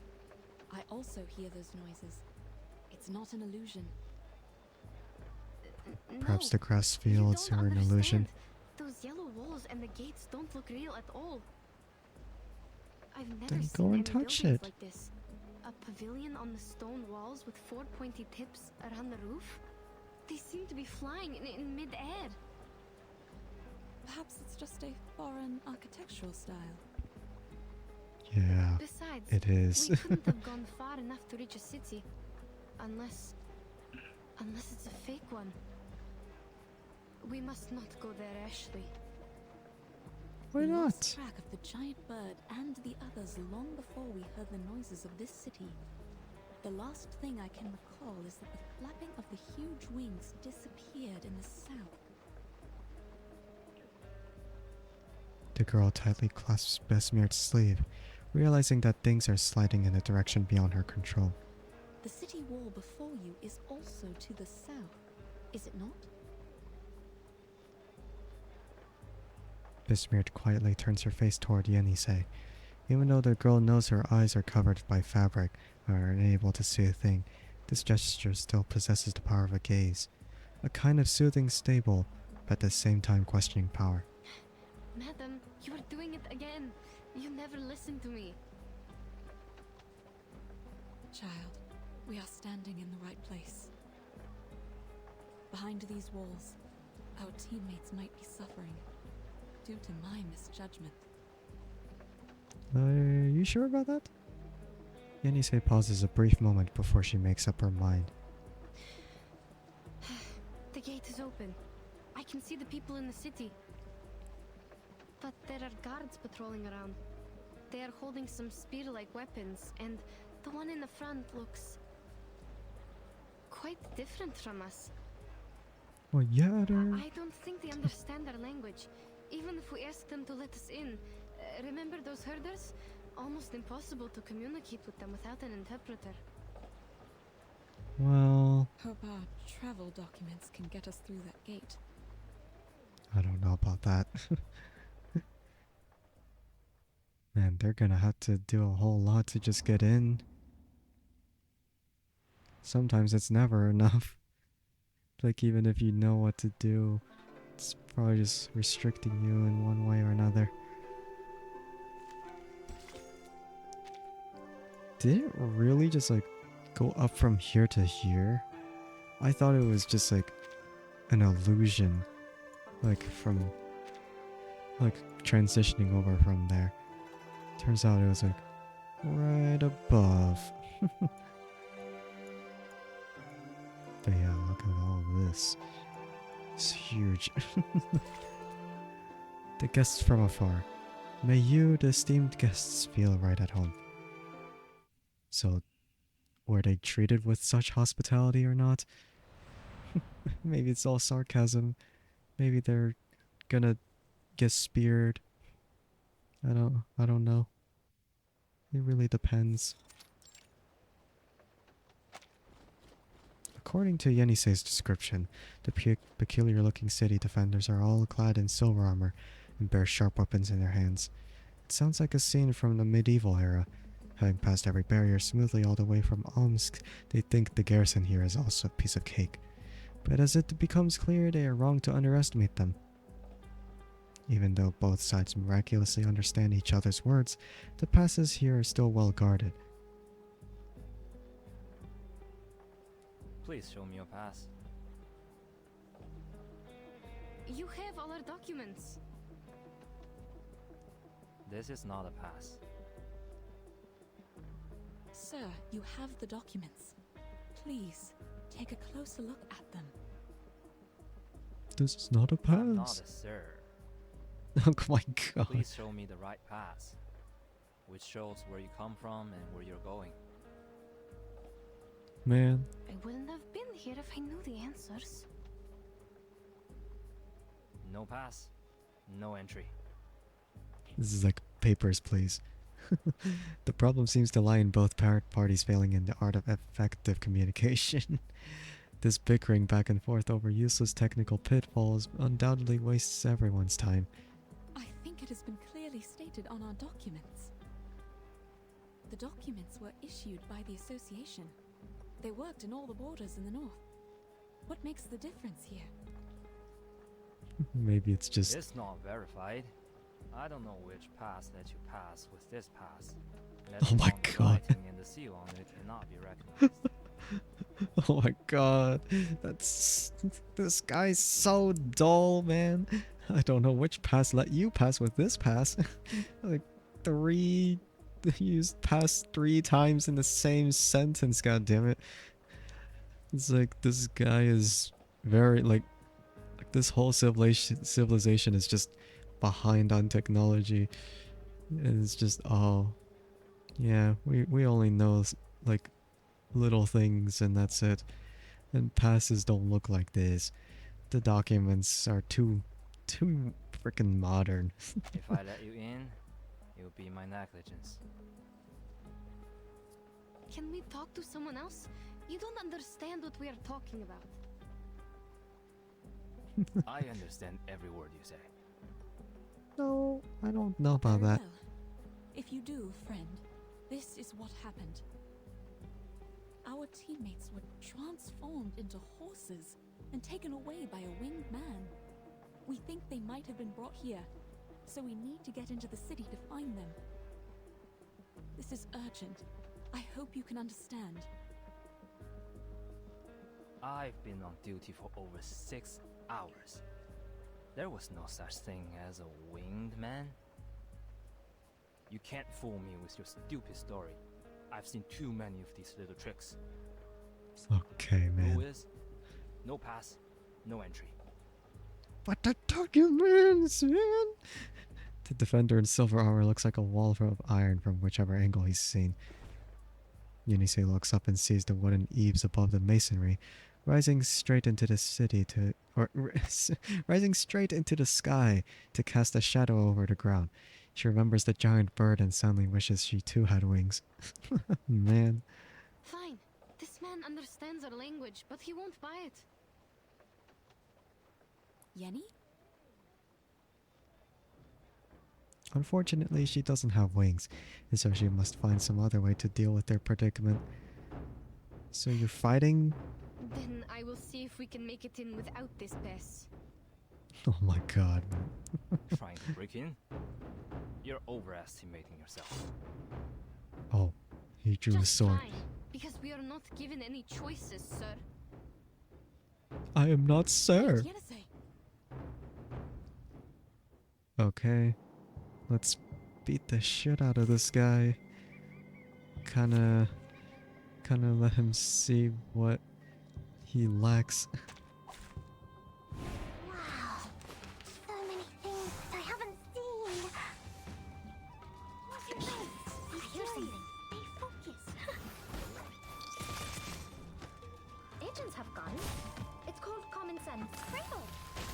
Bam. And another wave of them. That in which I can't actually tell if it's any better than what but it was before. This is my best formula. Agents have guns. It's called common sense. It seems to be mixed up. This should be fine, right? Oh, that's close. Okay, that works. I've already said that Sotheby doesn't need a bodyguard. I was gonna say, oh, come on, he should have just died. Oh, that works. Emptying the glass bottles one by one, Yenisei's weapons are quickly depleted. Across from them, the dry iron wall, the poor guard, has become a white iron wall. Man. Warning! Intruders! Close the gate! The guards on the wall above the city gates respond in a quick and rhythmic step. Below, those within the city gates scuff the sand as the gate's heavy cables are twisted in reply, held tightly in expectant hands awaiting their next command. They are closing the gate. Well, This that's... is bad. We have to get in. Or how are we going to get them back? We can't just leave them here. Neither can I just turn away from the clues to the Dushwa festival and the mysterious Eastern arcane power. Sir, I beg of you. Besmird rushes forward, attempting to pull back the guards and city gates with all her might. But her lack of sight impedes her, unable to detect the hidden dangers on the uneven packed sand road. A loose stone is enough to trip her, and despite the demands of the moment, it takes her time to get back up again. Don't get any closer. Madam, are you all right? How dare you, man. She anxiously helps Besmir to her feet, with her other hand tightly gripping an empty glass bottle. They've had countless unpredictable mishaps along the way, enough to write an adventure story few would believe, and experienced more than enough to exhaust the will of any explorer. Perhaps simply allowing the city gates to close is a safer and more appropriate approach. Maybe we should just give up, madam. I'm even thinking if all these things we've been through are just illusions. The unusual terrains, the teammates turned into striped horses, and now this nonsense. I won't let you go in there and risk your life. Besmird cannot see her companion's expression, but can hear the hesitation in her voice. It proves enough to add to her struggle to get up again. No. On the contrary, child. The unknown people. The uncharted city. We are very close to what we've been chasing. We were born to run after these exciting and amazing things. You're also looking for an answer from Ask and Acquire, right? Besides, we have no idea how Mr. Jurian and the others are doing. There is more to consider other than our own safety. Well said. Speaking of which, the The city hell? is much safer than the wild. You have my word. The fuck? As for me, I am the Legion of the biggest merchants hub in this city. You can address me by my title. Oh god. Li That's not what he said. Li Zheng, a low-ranking government official responsible for taxation and household registrations. Low-ranking? Man. He sounds like a decent gentleman. Oh yeah. Better than the gatekeepers. Noted. The situation is under control. No need to close the gate. The ladies look like foreign merchants. Their business is within my purview. Besides, it's holiday time. They could be here for the celebration. Don't be so harsh on them. Understood.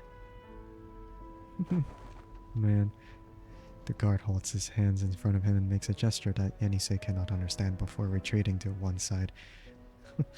Probably like an equivalent of a middle finger. No, I'm kidding. Maybe just an apology? Who knows? I don't like that guy. A glimmer of expectation is reignited in the hearts of Yenisei and Vesmerd, as if their misfortune might have at last dissipated. If I am correct, you have lost your pass, right? What pass? We do have a pass, but it seems it doesn't work here. Well, just an understandable mistake for people from afar. Man. However, either for business or the Dushuo festival, it is troublesome without a proper pass.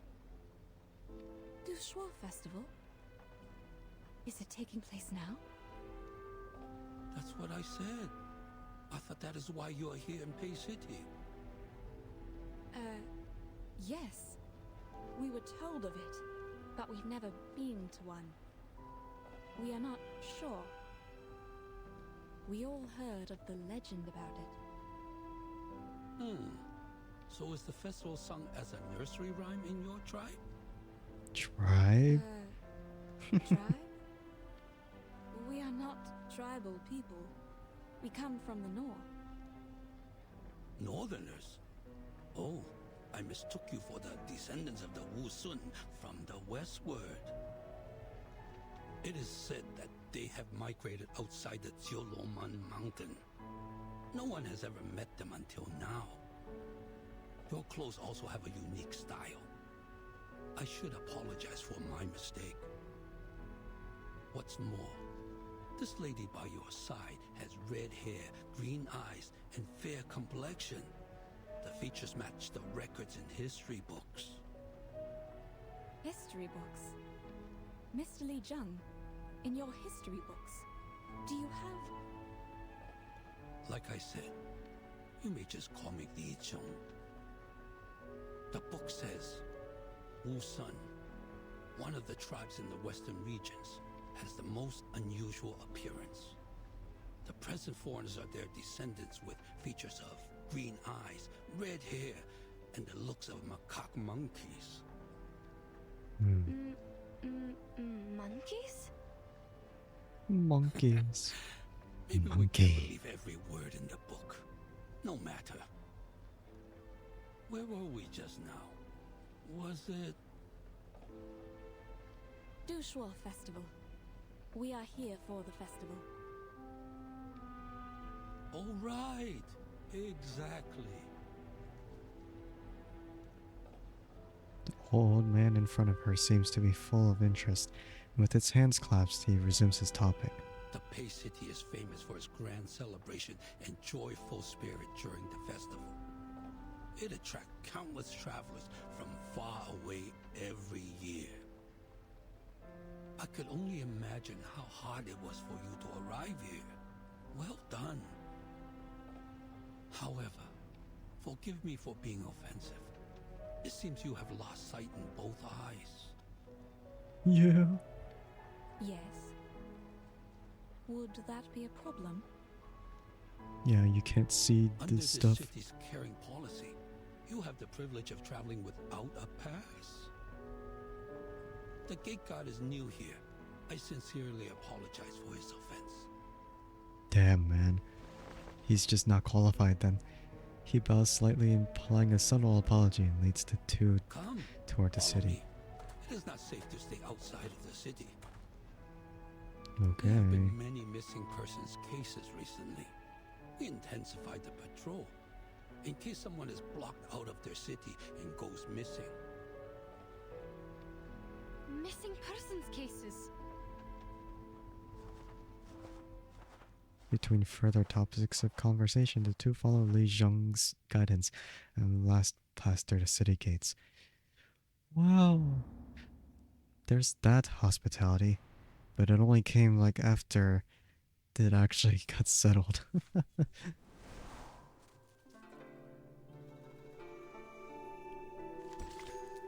I see. And it just keeps going and going. Questions and answers. More questions, but no answers. Following a string of genuine exchanges, it becomes evident that honesty is essential. That honesty is essential, but yeah.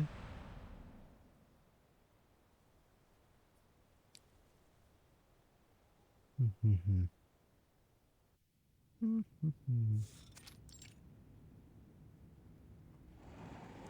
Chong leads the two of them up the city wall to a connected inner chamber. Yenisei cannot shake the notion that her next step will land on thin air.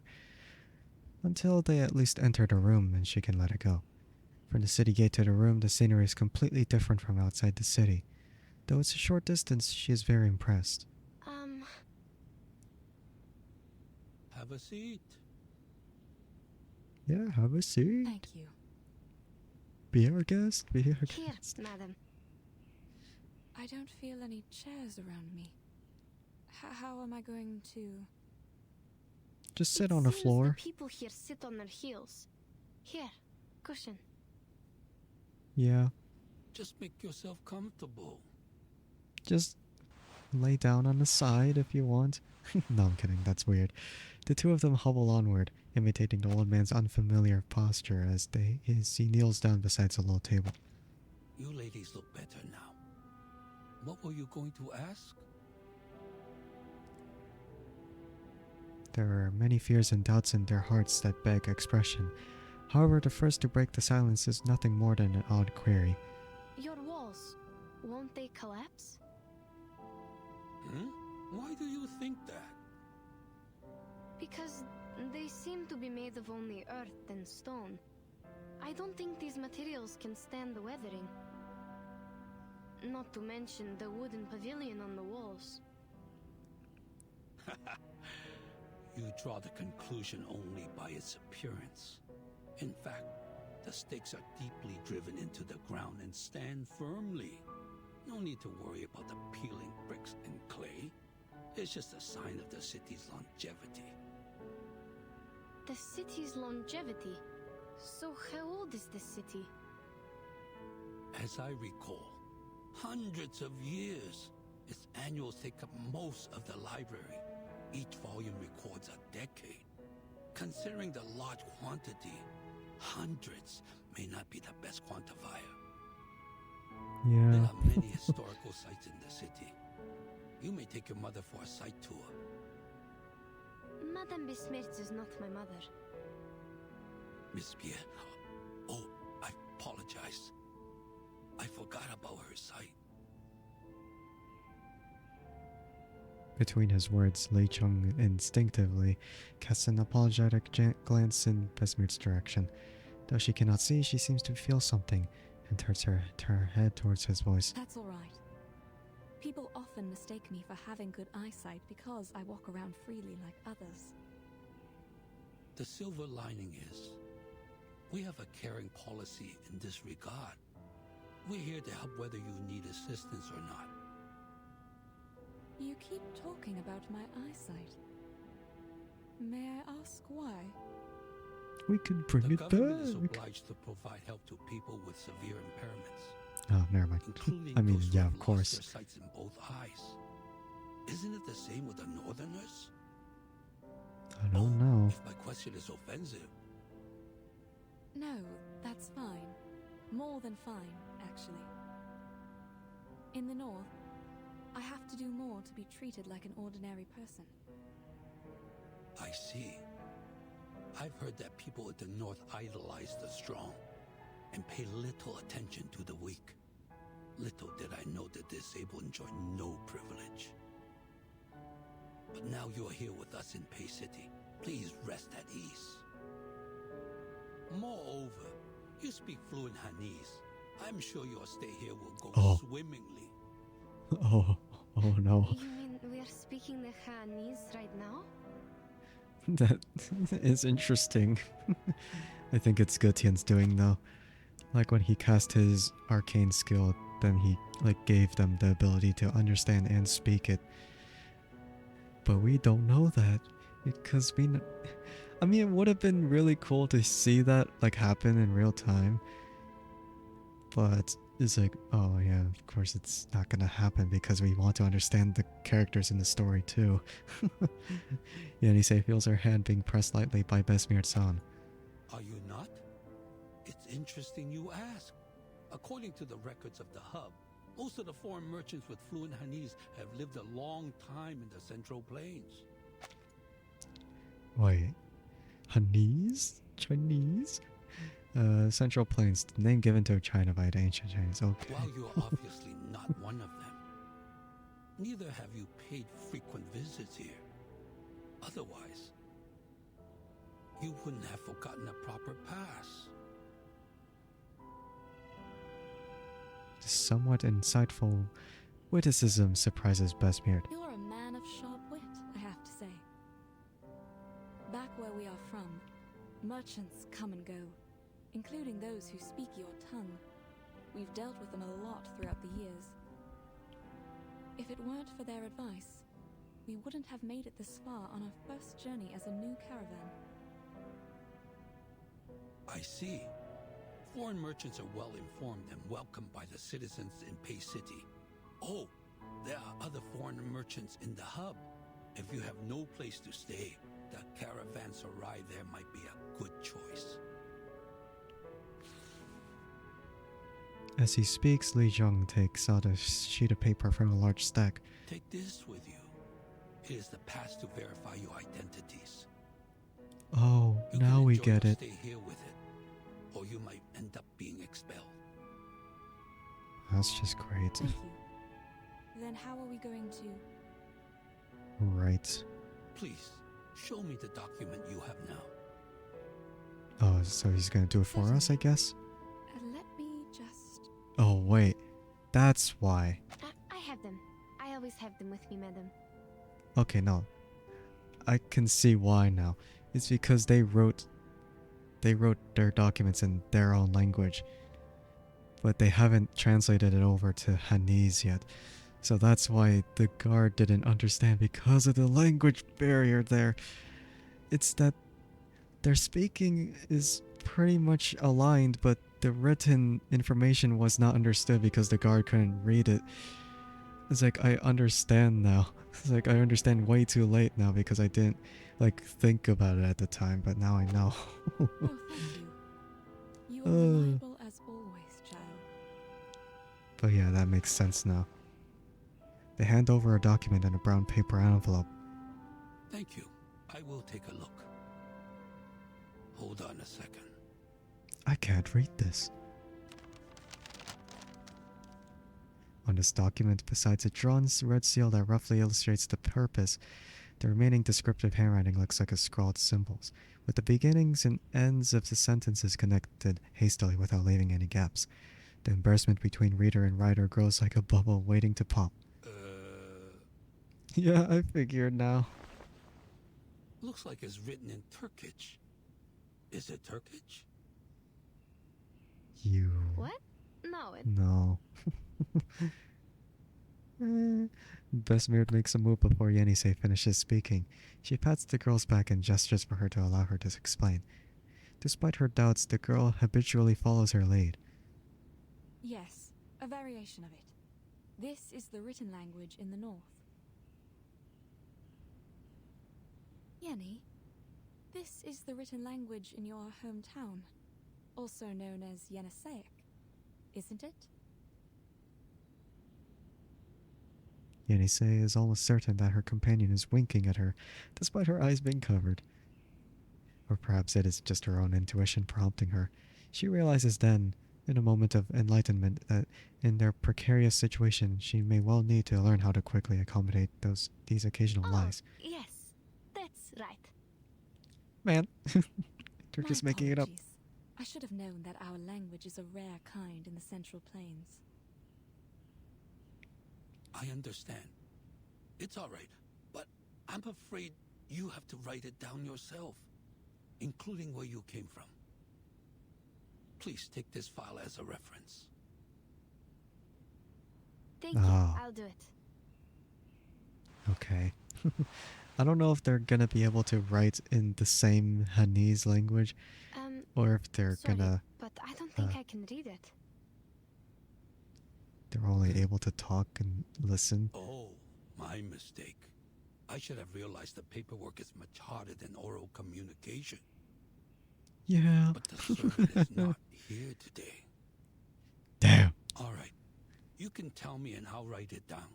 Like this one. What did you come to the city for? Yes. business. How many of you are there in the team? There were supposed to be 5 or 7. Damn it! I thought 5 because of the... I thought 5 for no reason. It's like, oh, the Clark guy, the 1 and the 2. But then I forgot about the Jurian guy, and then I forgot about whichever the last one is. I mean, yeah. Where are they now? This is also what we are trying to find out. On our way here, they were transformed into horses and taken away by a giant bird. Transform into horses? Then how come you didn't get transformed? Because they didn't drink the I water. have no idea. Perhaps because Madame Besmertz and I are arcanists, while the others are humans. What do you mean? Oh yeah, they don't grasp the concept yet. Attack humans? Then how does he identify them? No, There's it's no not huge that. difference between humans and arcanists, after all. What? Damn, they just didn't. Difference. Oh wait, so he does know, but he just... This is an answer they had never considered before. That's because they didn't pay attention to when Gutian told them that they drank the water. Or... yeah, I don't think they pay attention to that. Or maybe they just didn't understand at the time. Or rather, it was a premise that seemed so distant to their own views that it defied being considered. As if saying a diamond was no different from a clump of soil. Is that a problem? No, not at all. Let's go back to the difference between humans and arcanists later. My guess is there might be something wrong with the water. We found the river when crossing the steppe. Our teammates were too thirsty and drank the water in haste. Then we realized something was wrong. Yes, it came from the northwest. Not a big one, but quite clean. That might be the main river of Pei City, called Pei Lin River. But it's been shrinking these past years. Also, there are no cases of people drinking it and turning into horses. What were the features of that giant bird? Wings, human head. Black or brown wings, red tail feathers, and a man's face.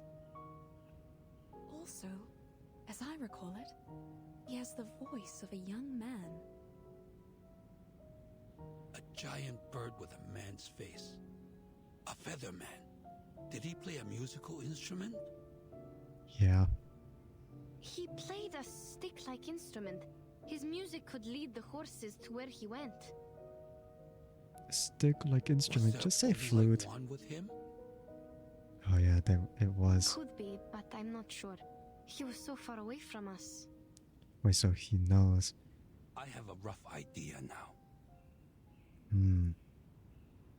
If that's what I think it is, even though he is not a Shangre, I have to say... Hi. That's such an Asian sigh. Hi. Oh, that's so funny. He seems to be overcome with regret. Besmirred demurely adjusts her kneeling position, keenly sensing a new development. Sounds like something happened when you last met. Yeah. The giant bird, or the featherman as we say, was considered a Shangre by some citizens. It is because he looks like the legendary Goumang. What is this Xiangrei? Is it some kind of guardian? Not exactly. In most cases, Shangre is just Yao, but in a good way. They are benevolent, using their power to help people and bless the area. But Before your with this report, one, there was someone else witnessing a featherman with a bone wand. He once brought some animals to the jutsu and claimed they were transformed from humans. Hmm. This is exactly what happened to our teammates. So then... If these two are the same Feathermen, then he is very likely involved in these missing persons cases. Oh, the cases you mentioned. I see. Too bad that witness couldn't remember anything, even the slightest feature, for us to draw a picture. Since no one could provide other evidence, her word was considered nonsense. But now we thought she know. was possessed and suggested she take a break in her hometown during the holiday. Man. We want to pay her a visit. Will she come back? Maybe. Li Zheng waves his hand. There's little value to be gleaned from such a faulty clue. I'm afraid not. She worked as a Julie in the Jitsu. It's not a crucial position, but clearly not suitable for a possessed person. There's someone filling in for her now. Yenisei grips the fabric on her knee. She is persistent as a soldier when executing orders, and this time is no different. What if I can offer a drawing of the Featherman? Can you draw? He was far away in mid-air at the time. I couldn't see the details, but I remember his outline and the color of his wings. Besides, I have experience in making sketches and maps. I see. I can totally make a drawing of him. Sketch? Map?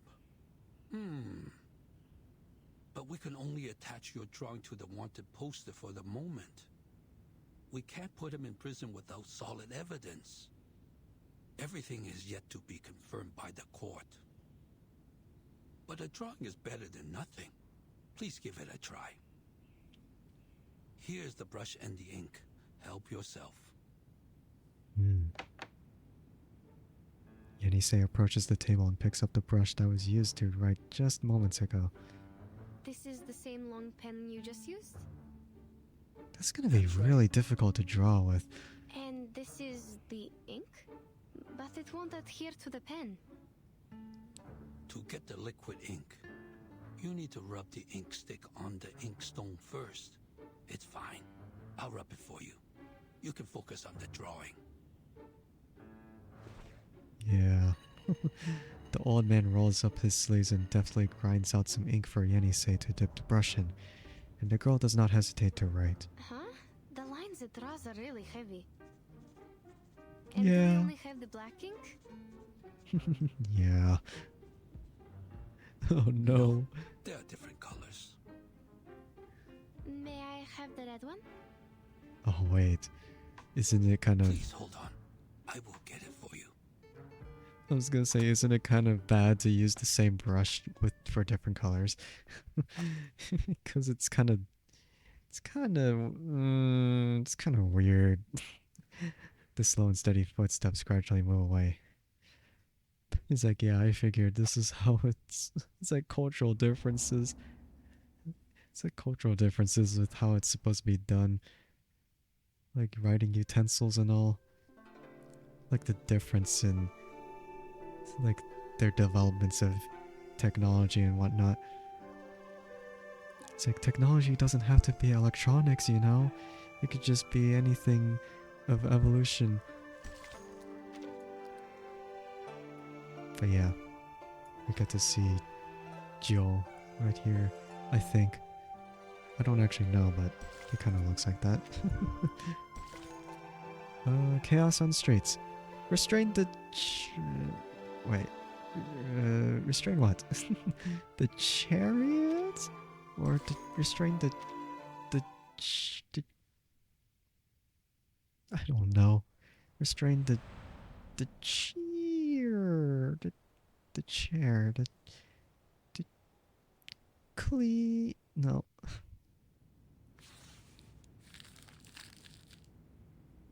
This is great. With your drawing, we can issue wanted posters to find the Featherman. Oh yeah, right. I forgot in the trailer that I saw the sketch of this. I saw I saw her with the sketch, and it looked really bad. You stay silent. Any questions or concerns? I wonder if we can see it right former here. employee of the GC. Or should I call her the Gilly? You said she had seen the Featherman and the animals he brought. Then maybe he will come again today. If he shows up with our horse teammates. That is to say, the Featherman she saw is the same person you met. The old man follows his train of thought to its destination, frowns and ponders before taking the brush from its holder yet again. He neatly spreads out a new piece of paper, rubs an ink stick on the slab, and begins to write with a calm and swift hand. In this case, a visit to the Jitsu might be a good choice for you. I will write her letter for you. Please take it to the Jitsu and show it to Jiu Nangzi, the current Chu Li. If the Featherman has been there, you can take over the animals he brought to her. Even if he hasn't, you can still proceed with the letter. Since Jiu Nangzi is a very warm-hearted, she should be in the Jitsu right now. You can find her there. Thank you. With this glimmer of hope, the turbulent emotions of these two strangers in a strange land find themselves anchored, temporarily at least. This is getting good.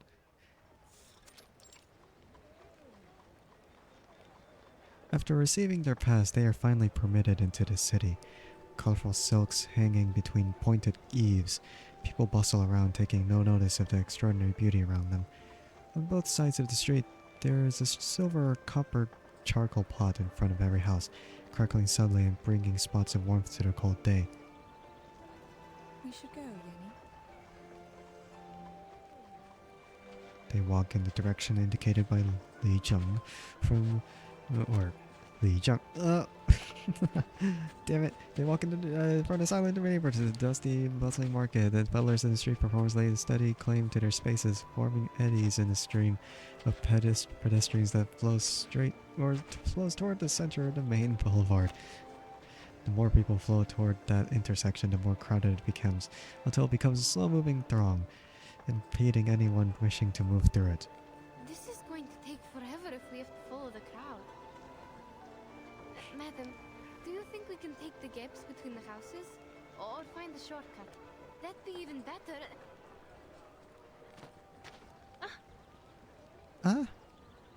What are you doing? Insisting on politeness in a crowded space like this can often lead to such accidents. Careful. What's wrong? Sorry, we were in a hurry. Are you alright? How you don't see me? No problem. Don't worry about the bumping. Oh, aren't you the foreigners?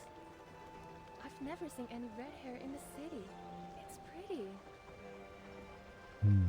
It's holiday time. It's fine to stumble into people. But what's with the rush? Where are you going? To the Judy. We're going to the GC. Or Jitsu first, to meet the The Judy. way there is crowded with visitors. Maybe you can take the other road. The gaudily dressed woman frowns, clearly pondering how to describe it, but is just as soon distracted by a commotion. A group of strange black creatures appear from somewhere nearby, dragging their long tails before soaring into the air. Huh? Oh no, they're Julius! What are they doing in the street during the daytime? Who knows? What's that? Some kind of critter? Oh, so they do know critters. I mean, they should, because they're arcanists, but... Julia the monster? They jump down from the eaves, flapping their sticky little wings and violently raising a wave of flying dust accompanied by strangely fragrant drops of water. An extraordinary smell. Like liquor. The travelers on the street run away, harangued by the creatures flapping their wings at them everywhere they turn. Oh, I smell liquor. A lot of liquor. Who brought the liquor jar and attracted them here? Oh my god, that sounds so... So A Asian. Julia in the street during daytime is a sign of auspiciousness. Stay calm. Yeah, I don't think anyone's gonna stay calm. They're gonna do it! It seems as though the ringleader's movements are even more exaggerated than the others, perhaps realizing that it is being underestimated. It flies straight toward the center of the crowd, readying its talons. Okay. Got time to fight the Juye. The Juye. Gonna fight them. Alright. We're doing it. They look so round. Why are they so ball-like? Why are they ball-shaped? What the heck? They're like cotton balls. Oh yeah, I'm so screwed. I don't have... Okay, no, actually, I... Oh, I should have poisoned them first. It's gonna take longer now. Okay. Wow, that was really short. It's like the gameplay is like really small, but the story is really long. The Julia's ambition to dominate the street is ended by the sudden intrusion of rampaging livestock that burst into the scene. The milieu of beasts, pedestrians, and flyers soon become so entirely chaotic that no one present seems to have any grasp of what is happening beyond the end of their nose.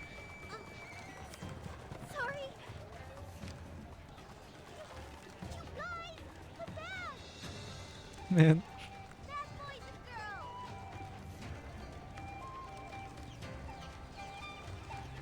What's going on? All this shouting and running about. I smell liquor and dust. What happened? A kind of local animal named Juliet popped up in the street. Maybe they're arcane creatures? I don't know. I've never seen one in books. The liquor smell probably comes from them. And I think a herd of livestock rushed out of the fence over there. But I can't see it clearly. Sorry, madam, we are not supposed to stop here. Ignoring the chaos around them, the two travelers decide to leave before even more commotion starts. This bizarre scene of animals, critters, and people leaping every which way and everywhere was never part of their plan. We are already having enough trouble with the Juye. Who let out these festive animals now? It seems life has seen fit to frustrate their plans yet again. Wait. 九娘子? Oh my god. The familiar name hums in Yenisei's mind. 九娘子, aren't you supposed to be in the Zhici, Jurwen Palace? What are you? Yeah, what is she doing?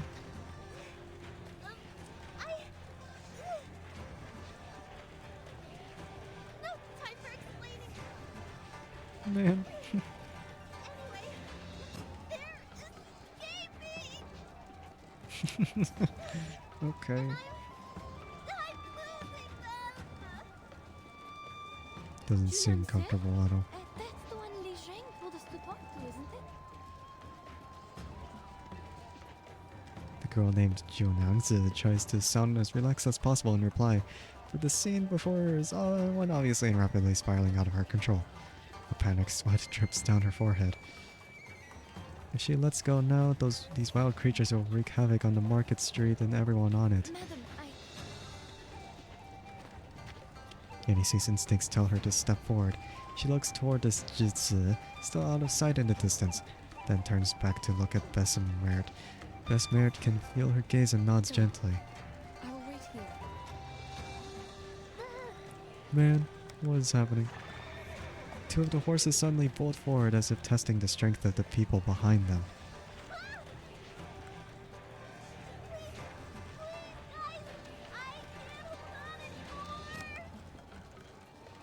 I don't even know why she's riding on a horse. The girl in the center of the crowd strains to keep her eyes fixed on the horde of animals more than outmatching her strength. Her obviously waning control does nothing to contain the chaos. all she can do is twist the hemp rope tightly in her hand, winding it one hoop after another until it is so tight that... oh my god, she's hoping. Until it is so tight that her edged rope cuts into her hand. Ouch! Wow, they're actually doing something instead of watching.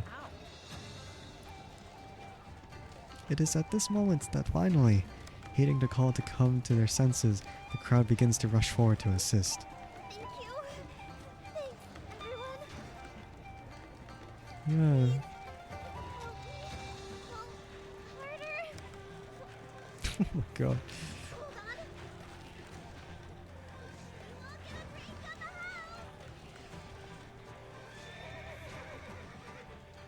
I mean, that's something to compensate for all this. After a short while, well, with help from the other streetgoers, she manages to get the rampaging, if festively decorated animals back under control. She deftly ties the quelled animals to the flagpole, then breathing a well-earned sigh of relief. Let's hope finally slack down. Thank you so Damn. much. It finally slacked down for her answer. Okay. I There couldn't she do this is. without you. Making so much trouble on the first day of work. First day? She pants heavily, still recovering from her battle. A battle to defend her hometown. Where were you, 九娘子?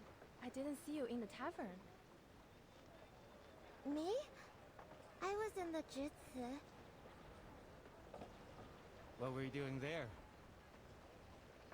Mr. Liu, did you forget again? The former Zhili went back to her hometown. 九娘子 is the new Zhili now. No, that's not it. I'm just, covering for her. I was counting the festive animals, and then I heard the noise outside. You must have been distracted by the storyteller, huh? He was telling the end of the story today, so you would never miss it. Well, yeah. I thought he might tell the story of Xiangrui, so I hurried out and forgot to lock the fence. God damn it. Forgetting to lock the You're fence. talking about Xiangrui again. People would think you were another storyteller if they didn't know you just really like these tales. Are your palms bruised? Go to my clinic for medicine if it hurts. Remember the drinks on the house? Of course, I will. Thank you so much. Yeah, she's cute. She speaks with warm familiarity to the other residents, but keeps an eye in the direction of the tea house, as though anxious to confirm whether the storyteller from before is still there. After seeing his swaying figure in the distance, a look of joy lightens up her face. Yenisei quietly observes the scene and retreats, turning around to walk toward Besmir. The conversations among the locals flow into her ears, allowing her to confirm a crucial fact. Please follow me, madam. That lady must be the Julie that Li Zhang mentioned. Please mind your steps as we are walking in the mess now. We need to follow the crowd and see if we will have a chance to talk to her. Let's put aside the Julian for now. Huh?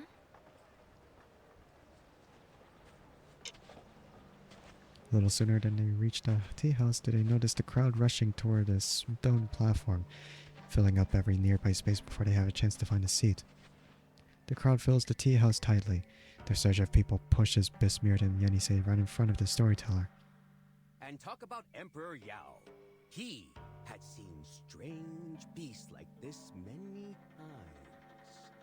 It's so weird seeing him move like that. He speaks with eloquence as if possessing some strange magic that naturally attracts even those who didn't go there to hear him.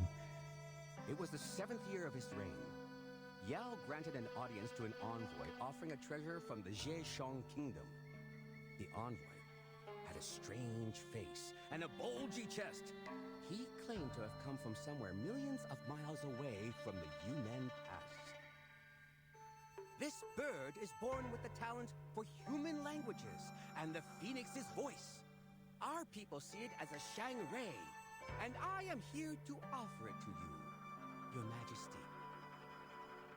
Then Yao and his people saw a real giant bird. It was as huge as a mountain and as dazzling as a phoenix. It had an azure body and red tail feathers. Stats. No. I was gonna say if it's good TM, but no. It was It's said different. to be able to read one's bones, change their fate, and even remove misfortune. Yao was pleased with the gift and kept the bird in Dushua Mountain. Naturally, that very bird was the ancestor of all the Miamongs nowadays. The envy in the eyes of the girl clad in green matches her attire completely. Have you seen a Miamon with your own eyes? Be patient and listen. Miamongs tend to inhabit silent and clean environments. So since the ancient times, the people have always cleaned their yards carefully from time to time, hoping the Shang rays will gather and stay beside them. It may not work immediately, but it makes things possible in the long term. Ah, so that's why we have the tradition of cleaning the yards on Shuoyu. Exactly. Some even make Miamong statues with jewelry and use them to decorate their homes, hoping the Miamongs will bless the family. Remember the chicken statues on your roof? Actually, they are not chickens, but Miamongs. So are those birds you see in the paper cutouts on the doors. After saying this, he lifts a piece of red paper, carved in the shape of a peculiarly familiar bird. Look, everyone, this is the Miamong. The crowd expresses an underwhelmed disappointment. But this looks like a normal chicken. More like a capercaillie to me. And like the bird I just threw, isn't it? The way he is speaking is interesting, rhythmic, like singing. It would be great if there was some music to accompany him. Something is missing in his story without the music. True. If he could. Before Besmird can finish speaking, the red paper instantly ignites in the hands of the storyteller, and before touching his fingers, it becomes ashes and falls onto the stone platform. The little boy standing beside him stands on his tiptoes, quickly taking the initiative to sweep the ashes into the charcoal pot below. Among the 5 elements, Miamong belongs to the fire. That's why people set fire in spring to drive away misfortunes. Speaking of... Yenise's attention is diverted. She witnesses the child's movements but doesn't yet to understand the meaning behind them, choosing to stare ahead until a crackling sound explodes behind her. What is this noise? Firecrackers! It seems no one cares about the noise of the cracker. Only Jiu Niangzi, who had previously worked so hard to restore order to the bustling city, turns around with the two of them. As she turns around, she seems to remember something and shows a remorseful look. No, she's getting... Shoot! I almost forgot! Oh my god, she's so clumsy. Excuse me! Please let me go out! You won't listen to the rest? It's still early. Oh, are you going back to the tavern to make our drinks? Maybe. Not drinks, but other stuff. Oh, and drinks on the house tomorrow! Everyone chuckles warmly, making way for Jionansi. Yenise holds on to Besmir to prevent her from falling behind. This time, they follow her without incident. Despite the stranger's otherwise eye-catching hair, everyone's attention seems focused intently on the storyteller telling the legend. Whatever that legend is, it's a really interesting one. Although maybe a little more bedazzled than it should be.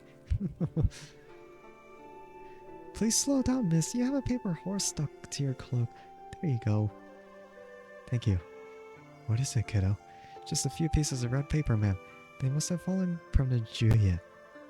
As the gentleman just said, they are probably related to the unique Eastern prayer custom.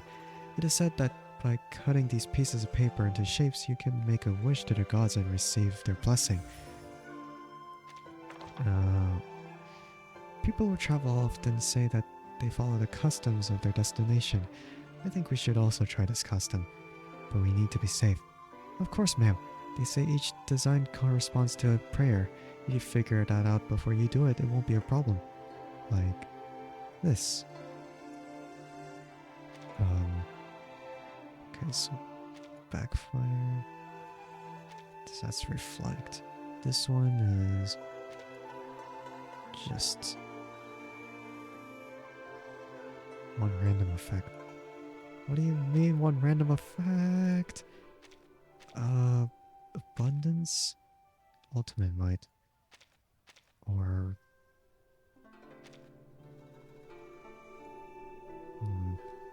this one's like debuffing.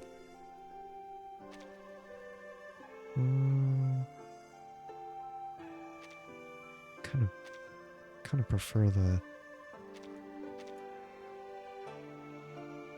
Oh no, that's after casting an ultimate. Non-damage basic incantation.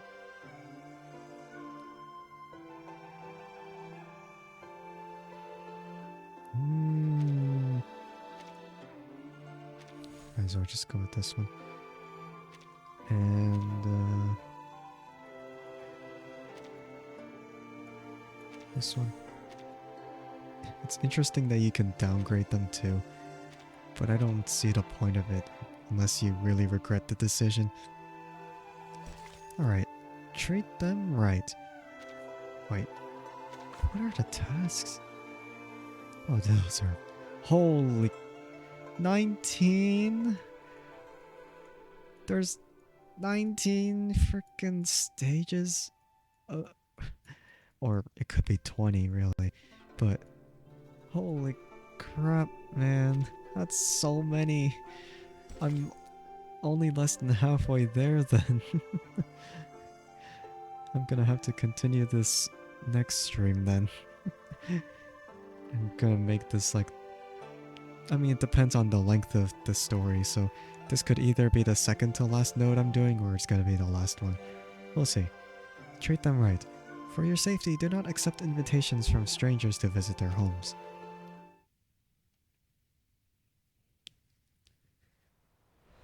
Yeah, from the looks of it, Jionyangzi looks like a very clumsy character. Not far away, Jionyangzi can be seen stopping near the post where the animals were tied, vaguely moving as if whispering something to them. Can you understand me? Can you tell Talking me to horses? Hello. Yenisei waits for a moment before walking forward and attempting to pat her shoulder. The girl turns around to reveal her young and eager face. What's wrong? I don't know you. Have we met before? No. I don't think so. We just arrived here. Really? Oh, welcome to Pay City. Yenisei cannot help but hold her eyes on the bundled hemp rope the girl is holding in her hand, and the many animals now tied at the end of it.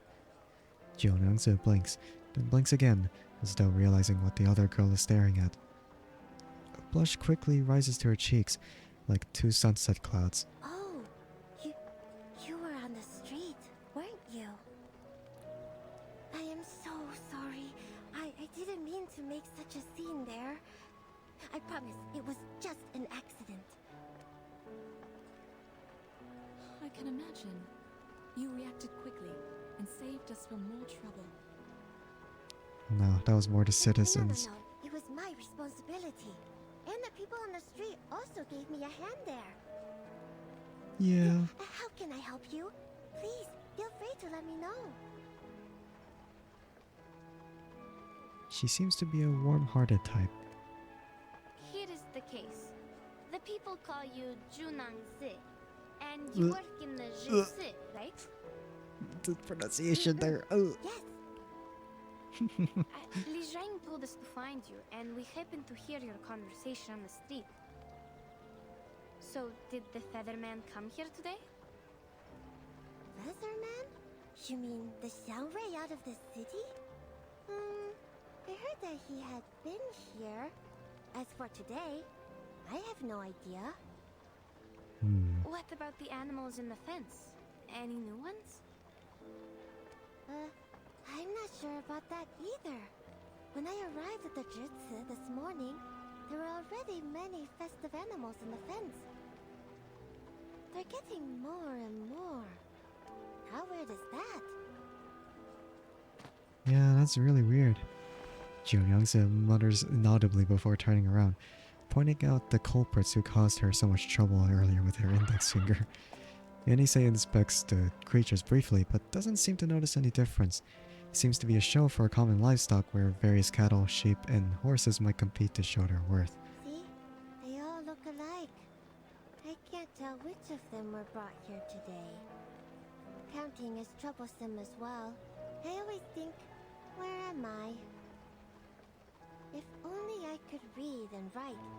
You write them down, then you won't miscount. Man. Our teammates have been turned into striped horses, like these. Actually, we are a team of merchants. When we reached the outskirts of the city, our teammates were turned into horses and brought away by a giant bird. Li Zhang said that bird was probably the Featherman they've been looking for, and he appeared around the Jissi once. That's why we are here to ask for help. They're not horses, I suppose. Jionyangse seems hesitant to say anything further. But how is that possible? Are you saying that the Featherman can turn people into horses? I don't understand. I don't know. How did he get this power? Is it because he is the Xiangrui? But he said it's not his doing, though. Upon hearing the word Xiangyue again, Miss Mert's interest is immediately I've also captured. heard about the Zhongrui from the storyteller. It does sound like some kind of local guardian. Guardian? Is it the gods of Sheti we're talking about? Oh, yes. The gods of Sheti. These are the gods you serve. Maybe? Yes, Zhongrui is closer to a local legend, like a reputed arcanist in this area. The use of arcane skills seems common here. Perhaps there are also many arcanists around. But, could you please tell us more about the gods of Sheti? There are 12 or 13 of them, I guess. That's all I know. I can't read most of their names. Oh, but I know this year is the year of Jishu. We will bring lots of festive animals to the Broken Bridge to worship it. The Fortune Walk and Bridge Leap are the most fun parts. We go to the Broken Bridge on the cliff with the animals, count our steps, and swing our bodies, like dancing. And at last, we will try to jump over it. Jump over a broken bridge on the cliff? It sounds dangerous and quite familiar. Yeah, that, don't do that in real life. Besmir knows exactly what Yenise is hinting at. The familiar rule of ask and acquire resurfaces in their minds, but no one attempts to ask it out loud, so that Jionyangse's explanation interrupts their thoughts with perfect timing. No, we can't do that. No one has ever done that. Even the goats can't do that, let alone humans.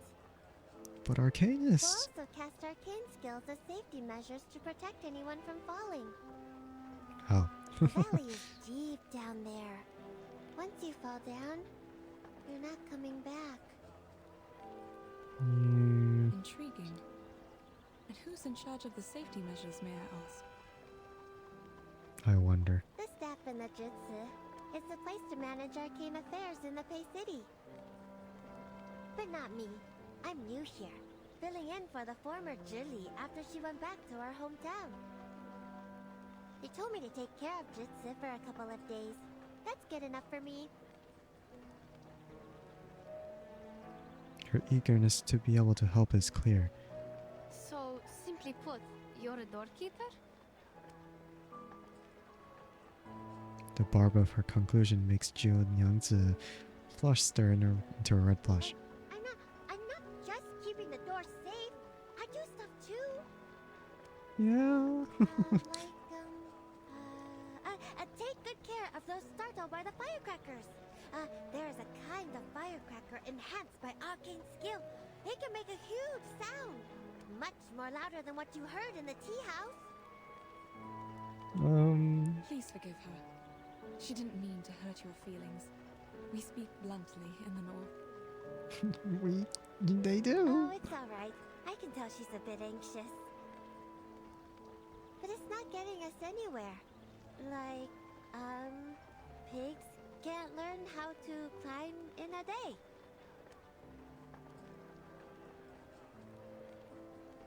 Or, let's think another way. Can you recognize your teammates from these horses?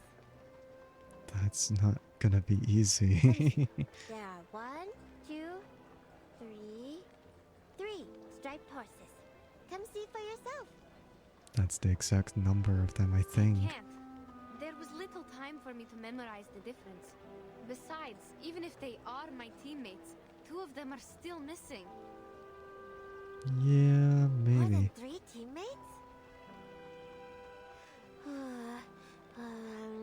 When 3 plus 2... Oh no, she can't math. Jiu Nyangzi counts on the numbers on her fingers, calculating with great care. How about we wait and see what Li Zheng has found out? That's right, child. Didn't Li Zheng leave us with a letter?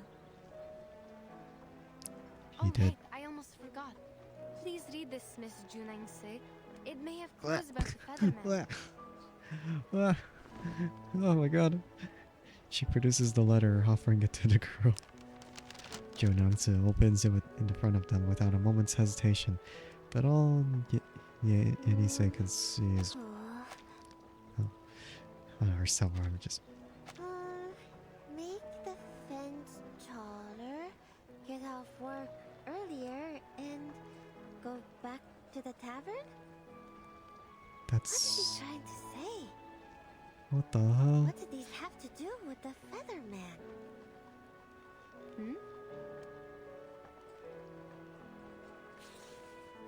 Jiu Nyangzi mutters to herself as she stares at the pictures on the letter, before frowning and smoothing it out.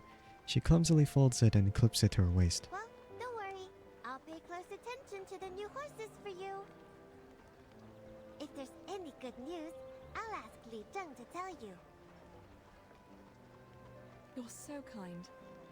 But we just got here and haven't decided where to stay for the night. How are we going to keep Li Zheng informed once we find a place to rest? Oh, I see. An answer leaps to her mind, bursting through and out at the same time. How about staying in my tavern? I forgot to tell you that I'm the owner of a tavern. And I'm doing it well. Oh, really? She laughs as though just the saying of it might render it true. It is located in the Merchant's Hub, 2 streets away from the Jutsu. Li Zheng will know your whereabouts since he's in charge of the hub. Oh, I'll take you back to the tavern. Also, escort these animals back to the Jutsu. You can check out other animals there as well. Good idea. That'd be great.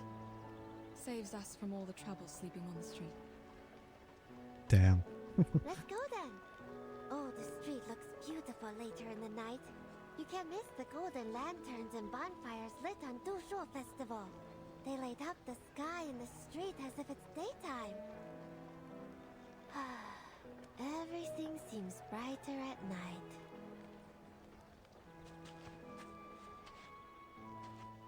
Hmm.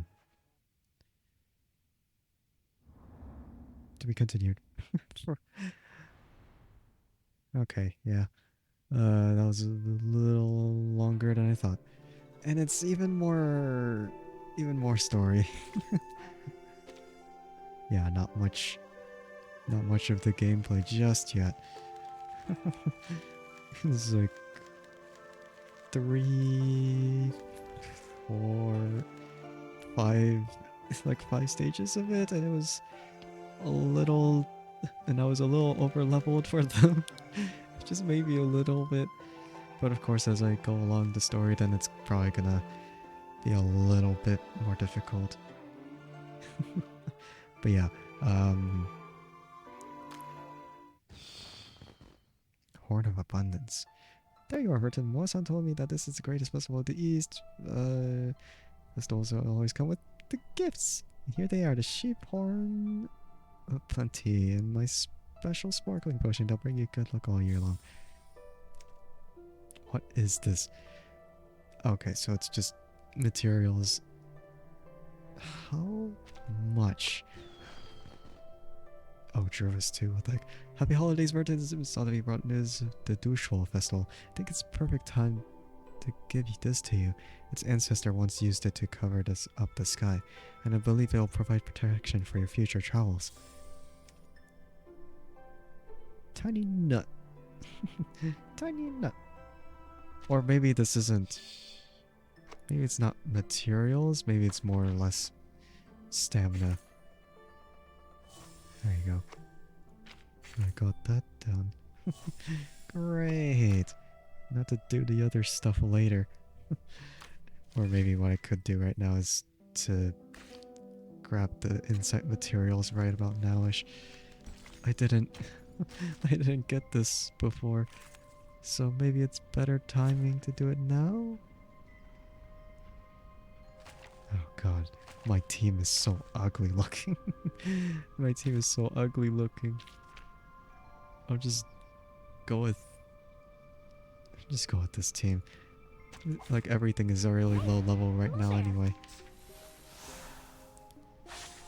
Besides, we need the gameplay. I hear something. Radio waves are everywhere. Yeah, a little bit over leveled. You know, maybe just a little too over leveled. Maybe a little bit.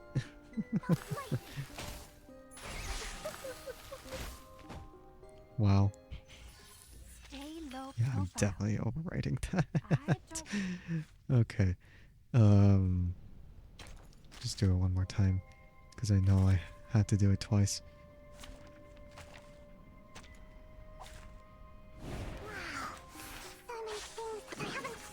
I'm not trading it for mats in the shop. Because I want to use the shop currency for the side cube. I've already said that Sotheby doesn't need a... Okay. That's enough, right? Most likely? I don't know if I have the other insight materials though. Wait, what was I looking for?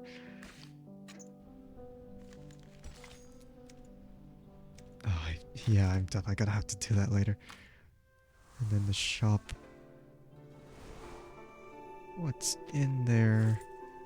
Because I know sometimes there would be like insight materials for your characters.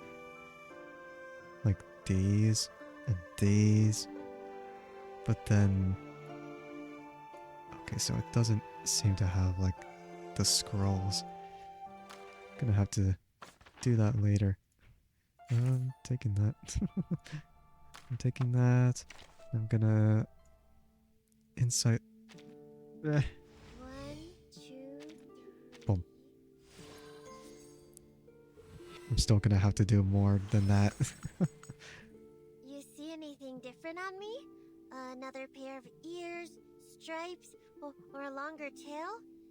If none, then my time has not come yet. The hell are you talking about? You you get those features? What? That doesn't work like that. Or, I mean, I've seen Shemaine change drastically as I brought him to Insight 2. I gotta do this, like... Okay, so it's 10, so I have to do it like 5 times for this one. Damn it. That's a lot of... That's a lot to do, though. Ah, God. And not only that, I have to, like, go resonance level.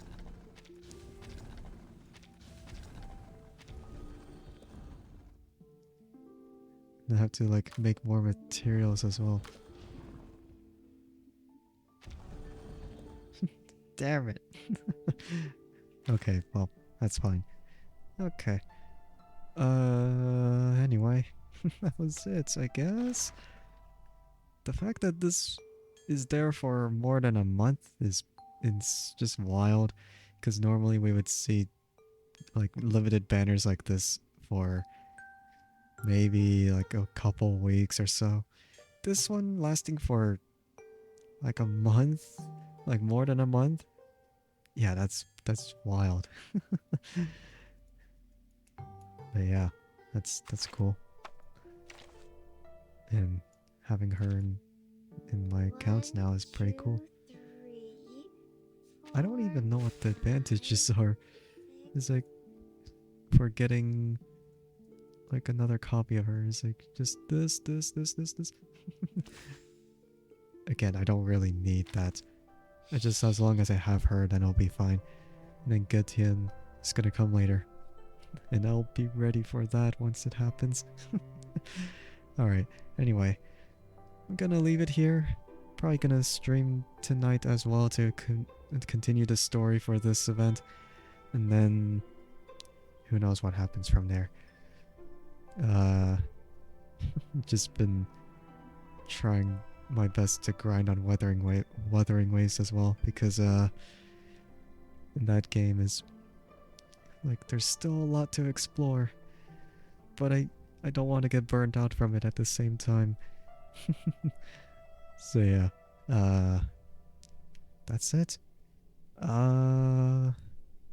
Hopefully I can actually get the materials like in time. Cause I know from watching other videos that if you put Jion Yangzi as like the character on screen, she actually like has a special intro animation when you enter in the game. But I don't know how frequently that happens, and I don't know who else can do that. Because I feel like there's one other character who can do that, but I forgot who it was. But yeah, anyway, I'm gonna head out then. Thank you to whoever stopped by to watch the stream, and thank you to whoever stopped by to watch the pod. I appreciate it. I've seen people lurking around, and I appreciate that. Because anyone who stops by is just supporting just as much. Yeah, alright.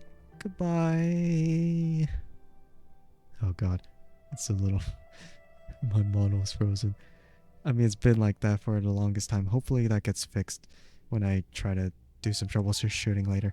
Alright, goodbye.